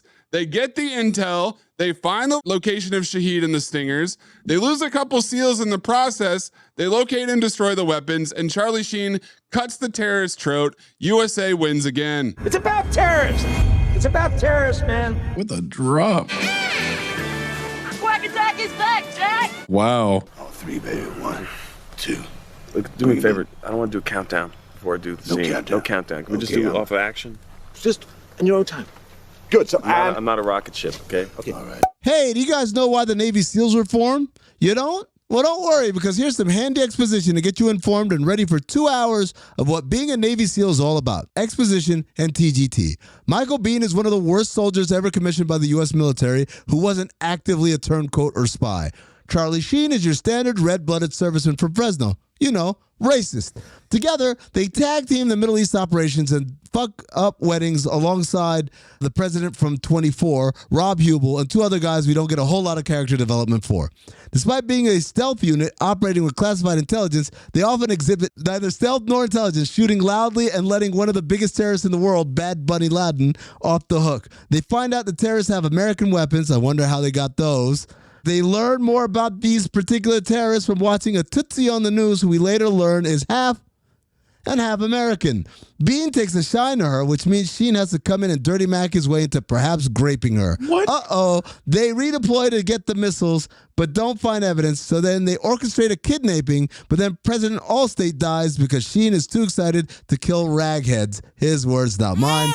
Lieutenant Van Buren from Law & Order is devastated, but seems to be a little more devastated that the flag went to the guy's parents instead of her. Women, am I right? 30. Anyway, they go back a fourth time, and this time they blow up the missiles and kill Bad Bunny Laden, but not before Michael Biehn gets turned into Swiss cheese and hopped up on morphine with his ass fully on. Oh, wow. Plenty of time. Quack Attack is back, Jack. Sure. Quack Attack is back, Jack! Zach, 3, 2, 1. The Navy SALs are a covert operation that's supposed to fight on sea or in the air or on the land. And this is exactly what they're going to do, is they protect America and the world from some kind of Arabic-speaking terrorists, I guess, who have captured Stinger missiles and American pilots and everything. And so the SALs are going in and they're going to rescue them. And they do it dressed like the American ninjas, and then it's revealed, oh no, these are the Navy SALs, these are not American ninjas. They see that the Stinger missiles have been stolen. They didn't know that, and Charlie Sheen's like, yo, I'm going to snort coke off these missiles until they explode. Let me do that. And Michael Biehn says, no, we can't do that. We got to get back to, America, where we're safe and where we can make sure that Dennis Haysbert doesn't have to get married. And then they go golfing, and they fuck up that golf course unbelievably. And for some reason, Haysbert's woman is allowed to be there on the boys' trip. Yep. I don't understand how that happened, but ultimately, we're just getting a lot of back and forth of trying to get as many miles as you can from Norfolk, Virginia to Beirut, so that Michael Biehn can save money so he doesn't have to live on this houseboat anymore in Norfolk, Virginia. And so they decide, like, all right, we need to go rescue this stuff. We have to go get those missiles. Those missiles we wouldn't let you blow up. We have to now go blow them up. We're going to do that. Hey, this hot reporter probably has some information on how to get it. And she's like, yeah, I kind of do, but I kind of don't. And maybe we should, I don't know, all get together and have some dinner together. And 20. I'm hot enough to where you have to do what I say, Michael Biehn, because you're a real idiot. And we know you're an idiot because we watched you try to drink a beer 30 times. 10. And you missed your mouth drinking out of a beer bottle. It's crazy. And then he's shot up with morphine because he got shot up on the mission, but they win. Quack Attack is back, Jack! People are full of surprises, especially when you travel together. Thankfully, Vrbo is not. When you book a Vrbo, you get Vrbo Care and 24/7 live support, so your house doesn't surprise you like your friends might. If something's not as described or doesn't work, Vrbo's there. Real people, real support, anytime. Book today on the Vrbo app. If you know, you Vrbo. Terms apply. See vrbo.com/trust for details. Choice Hotels get you more of what you value. Comfort Inn, it's calling your name. Save on the stay. Oh, and free waffles are yours to claim. Book direct at choicehotels.com. Who cares if you lose the game? You got this off your chest. I mean, it's just one night of bar trivia. Ooh. One night of bar trivia is sacrosanct to us. Trivia is sacrosanct. Unfortunately, there is a ton of trivia for this movie. Describing his time working on this film upon its release in summer 1990, Michael Biehn stated, "It was a tough, demanding, exciting film to make. It had to be. Working with the SEALs and portraying them was its own reward. An incredible experience. They're a breed apart. They're unique. Cut to a 2012 interview, Michael Biehn stated that working on this film was, quote, probably the worst experience of my life. He stated that, quote, we wanted to make a really good movie, and it really turned out to be kind of a mishmash and not a very good movie at all. The script could have been shaped to be much better, and you just hate to see all that talent and passion go to waste. Originally, the men were supposed to play touch football, but Bill Paxton felt the scene was too similar to the volleyball scene in Top Gun, so he suggested they play golf instead. Most of the golf sequence was directed by Bill Paxton with a second unit crew. How about that? Several screenwriters were brought on to do rewrites after Gary Goldman. Kevin Jarre, repeat offender from Rambo 2, I wish I knew how to quit you. was approached to do a rewrite that was deemed sexist, gratuitously violent, and lacking in character depth. So they brought in Angelo Pizzo, who wrote Hoosiers and I'm sorry? Rudy. Who? I'm sorry, the man who created Bended Spoons? Angelo Pizzo? You watch your mouth when you talk about Luca Ferrari, okay? Angelo Pizzo. Pizzo. Angelo Pizzo was then brought in to flesh out and develop the main characters. So thanks for that, Angelo. And according to Pizzo, he worked on the script for 2 months, writing many drafts. Rewrites continued well into production with uncredited script doctors and even Charlie Sheen and Michael Biehn reportedly rewriting scenes. The more involved we got, the worse we realized the script was, said Sheen. The third act is kind of disjointed, but it is completely different from what was in the script. Do you remember we rewrote the entire frickin' thing? We'd stay up till frickin' 5 a.m, be back to work by, 8 or 9. And we formed an alliance with the DP, John Alonzo. Yeah. We're having secret meetings with him away from the director, Louis Teague, because we knew he wouldn't understand anything that we were trying to present. We had little storyboards drawn into the handwritten script. There was only one copy, so we couldn't, so it never left our possession, Yes. Yeah, we fucking ran an op on that dude. And that was like having 2 jobs. We were all co-directing, co-writing. It was like having 7 jobs. What am I saying? And also trying to navigate and keep Louis engaged enough, but just removed enough to where we could implement our secret plan. That was pretty cool. That was pretty exciting. I forgot to bring it. My bad. I still have that original script of all of our chicken scratch notes and all that dialogue. Because we wanted you remember I'm like, yeah, and once we give you a shot of morphine, then you can kind of be out of it in the thing. And then you're like, baggage that we have to like extract with, you know? Yeah. Not to demean your value. No, of course not. No, of course not. No. But it just gave us another obstacle, something else. You know? There are high explosive, armor piercing, incendiary 50 caliber BMG rounds available for use by the military. The scene of the sniper shooting these kind of rounds is entirely possible, Zach. So I was wrong in assuming that these cannon fucking shots are just a figment of imagination. We're gonna have to update the names list. Miss Lippenrider, gone. Oh. Lippenreader. Angelo Pizzo, Navy SEALs. Former Navy SEAL Chuck Farrer was the film's co-writer and technical advisor. To help ensure film accuracy, Farrer enlisted 8 additional former Navy SEALs to train the actors in their roles and occasionally perform specialized stunts. And they just couldn't get to Michael Biehn? Producer Bernard Williams explains a lot more than stunt work was involved, however. Each actor had a SEAL double to whom he could turn for help in handling weapons or perfecting SEAL techniques. They were an on-the-spot source of vital research to make the movie as much like the real thing as possible. I just need to clarify something. That was Chuck Farrer? That wasn't his quote, but yeah. Right, but he's the former Navy SEAL? He was a SEAL, yeah. You're telling me a Navy SEAL wrote barbed wire? Yeah. Fuck. You about to enlist? Did we green sweep that? When Chuck Farrer had no problems... What? A roger. Farrer. I know you weren't even pronouncing it wrong.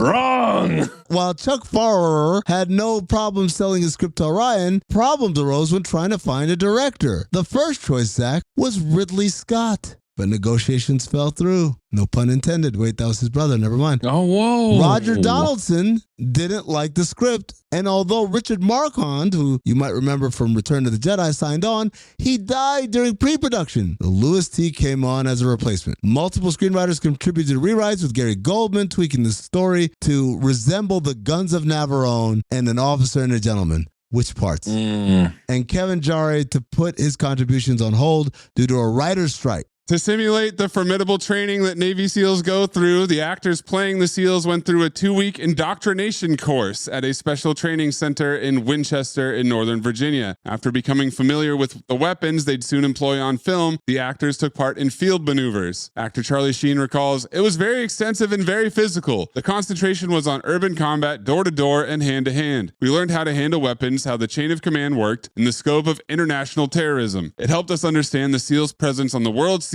and their unusual sense of duty. In the end, it was actors versus SEALs in a final war game showdown. The SEALs are reportedly to have graciously said that the actors made a good showing for themselves." 65 liars. Yes, absolutely. Michael Biehn recommended Bill Paxton for the role of Dane, feeling their chemistry from working together on Aliens would help lend authenticity. Much of the filming took place in and around Norfolk, Virginia, home to the world's largest naval fleet. The production crew was able to shoot key scenes in such restricted areas as the Norfolk base and its training grounds. The film was also partly shot in Spain. The submarines, warships, helicopters, and planes that are seen in the film mostly belong to the Spanish Navy/Air Force, which gave the production full cooperation. In one scene set on an aircraft carrier, you can actually see a Spanish flag flying in the background while the SEALs are on the ship's elevator being raised from the hangar up to the deck, ready to set off on their final mission. Actress Joanne Whaley researched her role by interviewing journalists who covered the Middle East and by reading reams of news copy.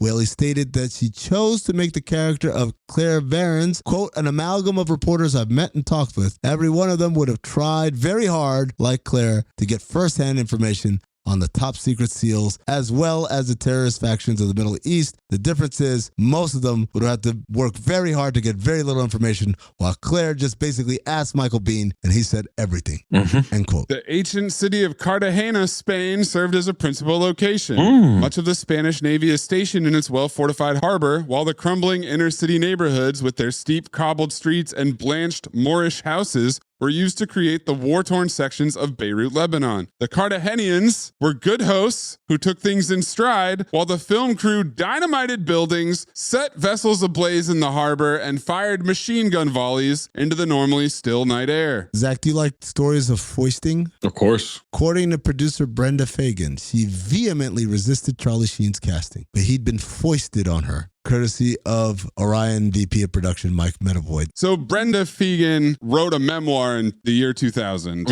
about her experience in the year 2000 as a former William Morris agent and then as a film producer. This was the first movie that she ever produced.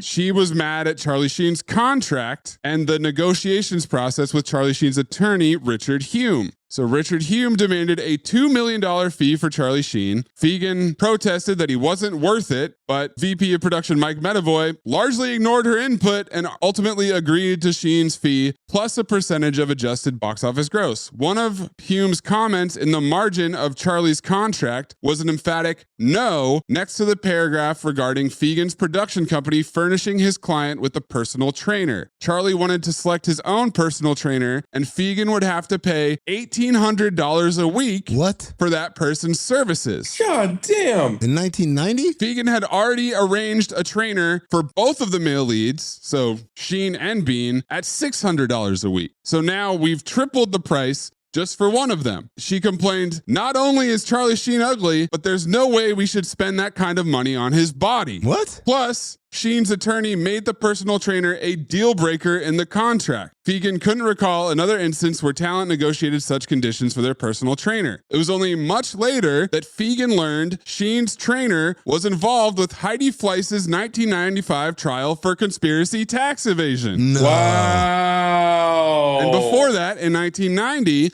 Sheen's name was becoming more synonymous with Heidi Fleiss's alleged prostitute and drugs services. What? While they were scheduling publicity junkets and interviews to promote Navy SEALs, Sheen refused to go on talk shows because he didn't want to be asked about his girlfriend, who allegedly had been a prostitute. Holy shit, Khan from Succession. There was no premiere for that, I don't think. And, Oh, there wasn't? Do you remember going to a premiere? I don't. I don't think. No. That, Do you think they knew they had a dog on their hands? I think so. And I from what I saw, and you can go ahead and tell the audience the story that you got a call from Mike Medavoy about. Yeah, I got a call from Mike, and it was about you. And he said he's going rogue. He's causing. He's doing more harm than good. Essentially, is what I'm paraphrasing. You know, and I said, well, okay. What's the next move? You know, how do we fix this? You know? And he says, well, I know one thing, you know, if this behavior keeps up, we're going to just fire him without pay.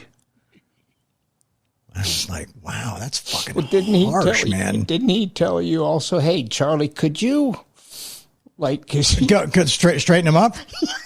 I think you're right. Yeah. I think there was some mention of, can you talk to this fucking guy? Because if he doesn't get his shit together, we're going to fire him without pay. Right. Yeah. I remember just that expression, that term, and he said it with such finality and such arrogance, you know. Well, and I was like, when you just, Charlie and I have talked about some of these things before.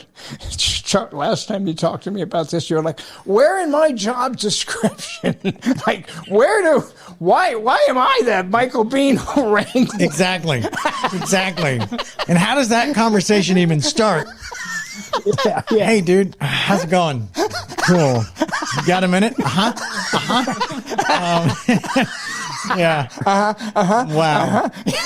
Well, because that if that's not delivered properly or go through my filter, right?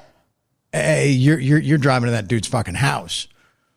Yeah. Well, you know, you're firing him without teeth. Adam Brown, a highly commended member of the real SEAL Team 6, was tragically killed in action in 2010. He was inspired to become a SEAL after watching this movie, particularly the scene of Hawkins jumping off a bridge, a stunt which Brown himself recreated in his youth when he jumped out of the back of a moving truck as it sped across a bridge, falling 50 feet until he hit the river below. It feels a little like Citrus Community? Citrus Community accusation, yeah. I don't know. The film was originally to have been made by Cannon Films, so that's your daisy chain, originally supposed to be made by Cannon. Bro. Simply named Seals, with Kevin Bacon slated to star with a prospective release date for March 1989 and a budget of $8 to $9 million. However, Cannon's financial troubles meant they reluctantly had to pass on the film, and the project ended up at Orion Pictures, who had the script retooled to accommodate a bigger budget and a new cast. I don't want to see the Cannon version. Yeah, for sure. I'd like you all to do an experiment on a plant, something that may benefit mankind. And if you devise something that's groundbreaking, I guarantee you a A in this course. Oh, well, hold on, man. You firing me? You can't do that, Lionel.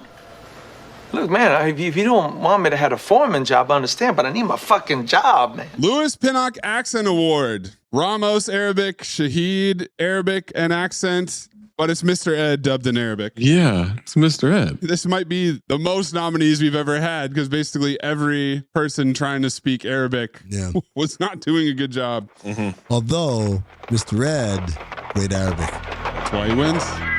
Let's show them who the horsemen are, guys. Yeah, we got soul.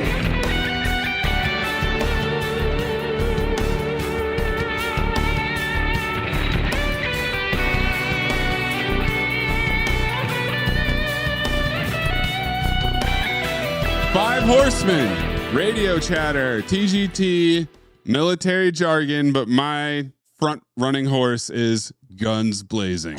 Banter and exposition are two other horsemen, but yeah, guns blazing. Guns blazing, for sure. No part of this was subtle or quiet. The only time is when they went in to get the chopper pilots, they did have silencers on. Brr. No, they didn't. You just want to make that noise. No. Brr is spraying. That's different. You're thinking brr is the same as it's not. It's a kind of magic. Go for yourself. Breathe in through nose, out the mouth. Ass on, ass off. Teddy Rex, Moosey Teddy Rex. Teddy Rex, Moosey Teddy Rex. Ass on. Fuck it, ass off. Ass on. Fuck it, ass off. Michael Biehn Memorial Ass On Award. Michael Biehn. Come on, man. Drinking a beer, specifically. He put up 83. He tried with the morphine. He tried. And the terrorists didn't triple team him until the fourth quarter. Yep. That's right. Check this out. $1,100 is exactly what I charge for acting classes. No, it isn't. Yeah. Well, what are the chits? Universe? You've done it again. Carl Weathers Memorial Ass Off Award. Michael Biehn on morphine. No. No? I loved Bill Paxton. Paxton was great. They didn't give him shit to do. Yeah. If you weren't Michael Biehn or Charlie Sheen, you basically had no scenes in this movie. I think Sheen did a really good job. Yeah. I think Sheen's ass off. I mean, he was playing himself, so sure. Yeah. Showed up drunk, was jacked up. From scene one. Jacked up the entire time. Had hookers on set. Had fish. Yeah, he got the movie studio to pay $1,800 a week to a hooker. Incredible. To a hooker service. That he called his personal trainer. I just got an email from Pluto TV. Hey, man. Hey, man. Tax returns got you down. Enjoy some free movies on us. Hey, man. Man, watch some movies, man. Are you good at keeping secrets? Absolutely. Because I've got a present for you. Secret present outside by the dumpster. Is it a baseball mitt? It fits you like a baseball mitt, like a glove. I hope. Golden Dumpster nominees. Paxton sitting cross-legged on the fence. Sheen jumping out of the moving Jeep on the bridge. Biehn calling beers brain grenades. Sheen gleefully saying, "Looks like a dead terrorist to me, boss." Mr. Ed in Arabic. Michael Biehn attempted beer drinking. And the preppy guy at the boat party trying to flag down Claire. I also have, I hope these fuckers paid their gas bill. No shit, sir, when he says grenade didn't blow. The unhooking of his car from the tow truck, coming down, handbrake, spin, and then a left turn across traffic. The entire Ope monologue in the car when he's talking about being from Fresno. The enemy truck Kool-Aid Manning through the wall. Yeah. Zach, how does that compare to driving through a fence? It's not the same, but I can be talked into a military truck going through a concrete wall. Absolutely. Michael Biehn being waterboarded by his own teammates as they escape. Michael Biehn on morphine also. Mine is going to be the getting on the tow truck, unhooking his car, all that shit. It's fucking amazing. Doesn't lose ground at all as it gets off the truck. Immediately hits reverse. At 40 miles an hour. Yep. Mine is obviously Michael Biehn missing his mouth with the beer. The moment right before the beer spills out is really special. I'm going to go with Michael Biehn calling beers brain grenades. Hate that. I'm going to try to keep that going. Well, Mayes, you picked a motherfucker. Motherfucker. I like that. Phobe file. What a time it was in 1990 when Charlie Sheen and Michael Biehn are red hot enough to think you can launch a military action movie, essentially with only the two of them chewing up 90 to 95% of the screen time. I was stunned to see Bill Paxton in this have less than 10 lines. Dennis Haysbert, I guess you would call him the third most developed character because he almost has a wife and then dies. They tried to write a story there. Kind of. What about the journalist? Don't be sexist. She's also extremely underdeveloped. Oh. She's literally there to have someone to move the plot forward. She's like, okay, you can ask me a question. Next thing you know, he's immediately found the file of the person they need to go get. Yeah. I'll remind you all, this was after they made the script less sexist. Yes. I would love to read that script. Oh man, the sexist version with more violence and less character development, because boy, the character development is trash. Michael Biehn is carrying this movie, and he has been declared the worst actor in Cinephobe history. He is the main character, and it all would have been all right if the action scenes had been any good. But unfortunately, they weren't. Wow. And so this is a phobe. I mean, this is the type of movie that we feast on for Cinephobe. Good old-fashioned, just action. Don't try to be funny. Don't try to tell jokes. Be serious and try to act sincerely. The problem is you have Michael Biehn getting 75% of the story, 60% of the dialogue. Too much Michael Biehn. You can't trust him with that much movie. If you think about all the other movies he's been in, big movies, Terminator, Aliens, The one where his dad dies. Pop. What movie was that? Deadfall.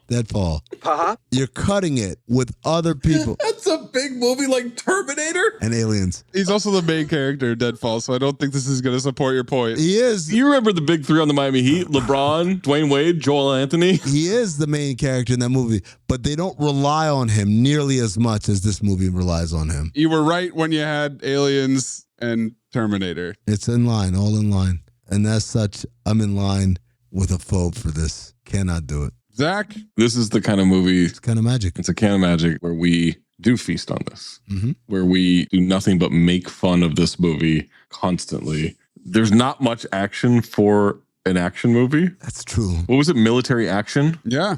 Plenty of military. It's an easy phobe until he misses his mouth with the beer, and I will watch that until the end of time. File it. Come on, man. That can't be the basis of your file. Come on. You wouldn't watch him on morphine again? You wouldn't watch him missing his mouth with a beer? He's so bad. This is Cinephobe.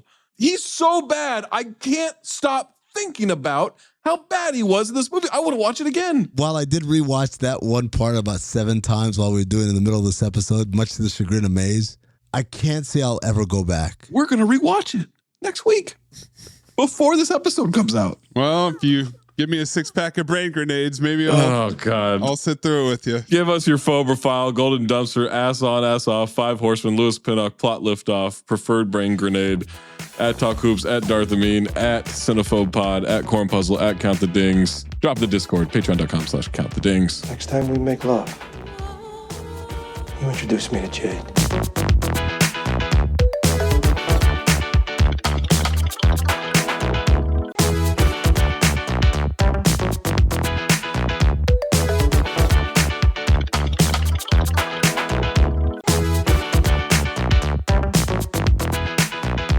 Amin's pick here. Oh, no, it's not his pick. It's just... I got the options, and then we all pick. And then you pick it. We all. I got 3 movies I have never heard of. Really?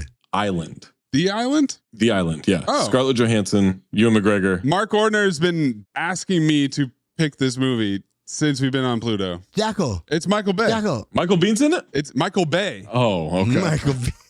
Wait, he said it.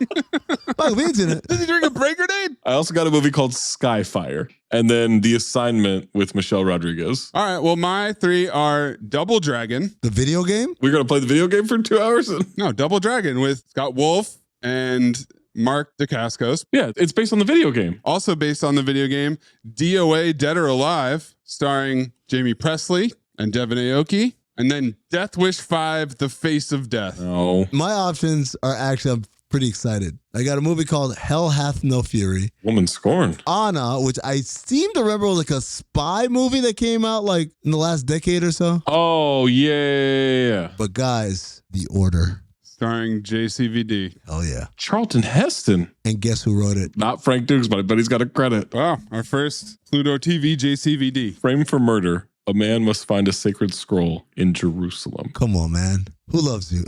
I hated that. There's a new way to sweet green. Meet Wraps.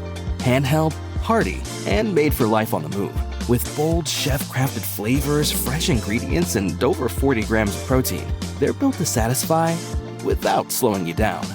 Try Wraps today in the app or at order.sweetgreen.com. Available at all participating locations.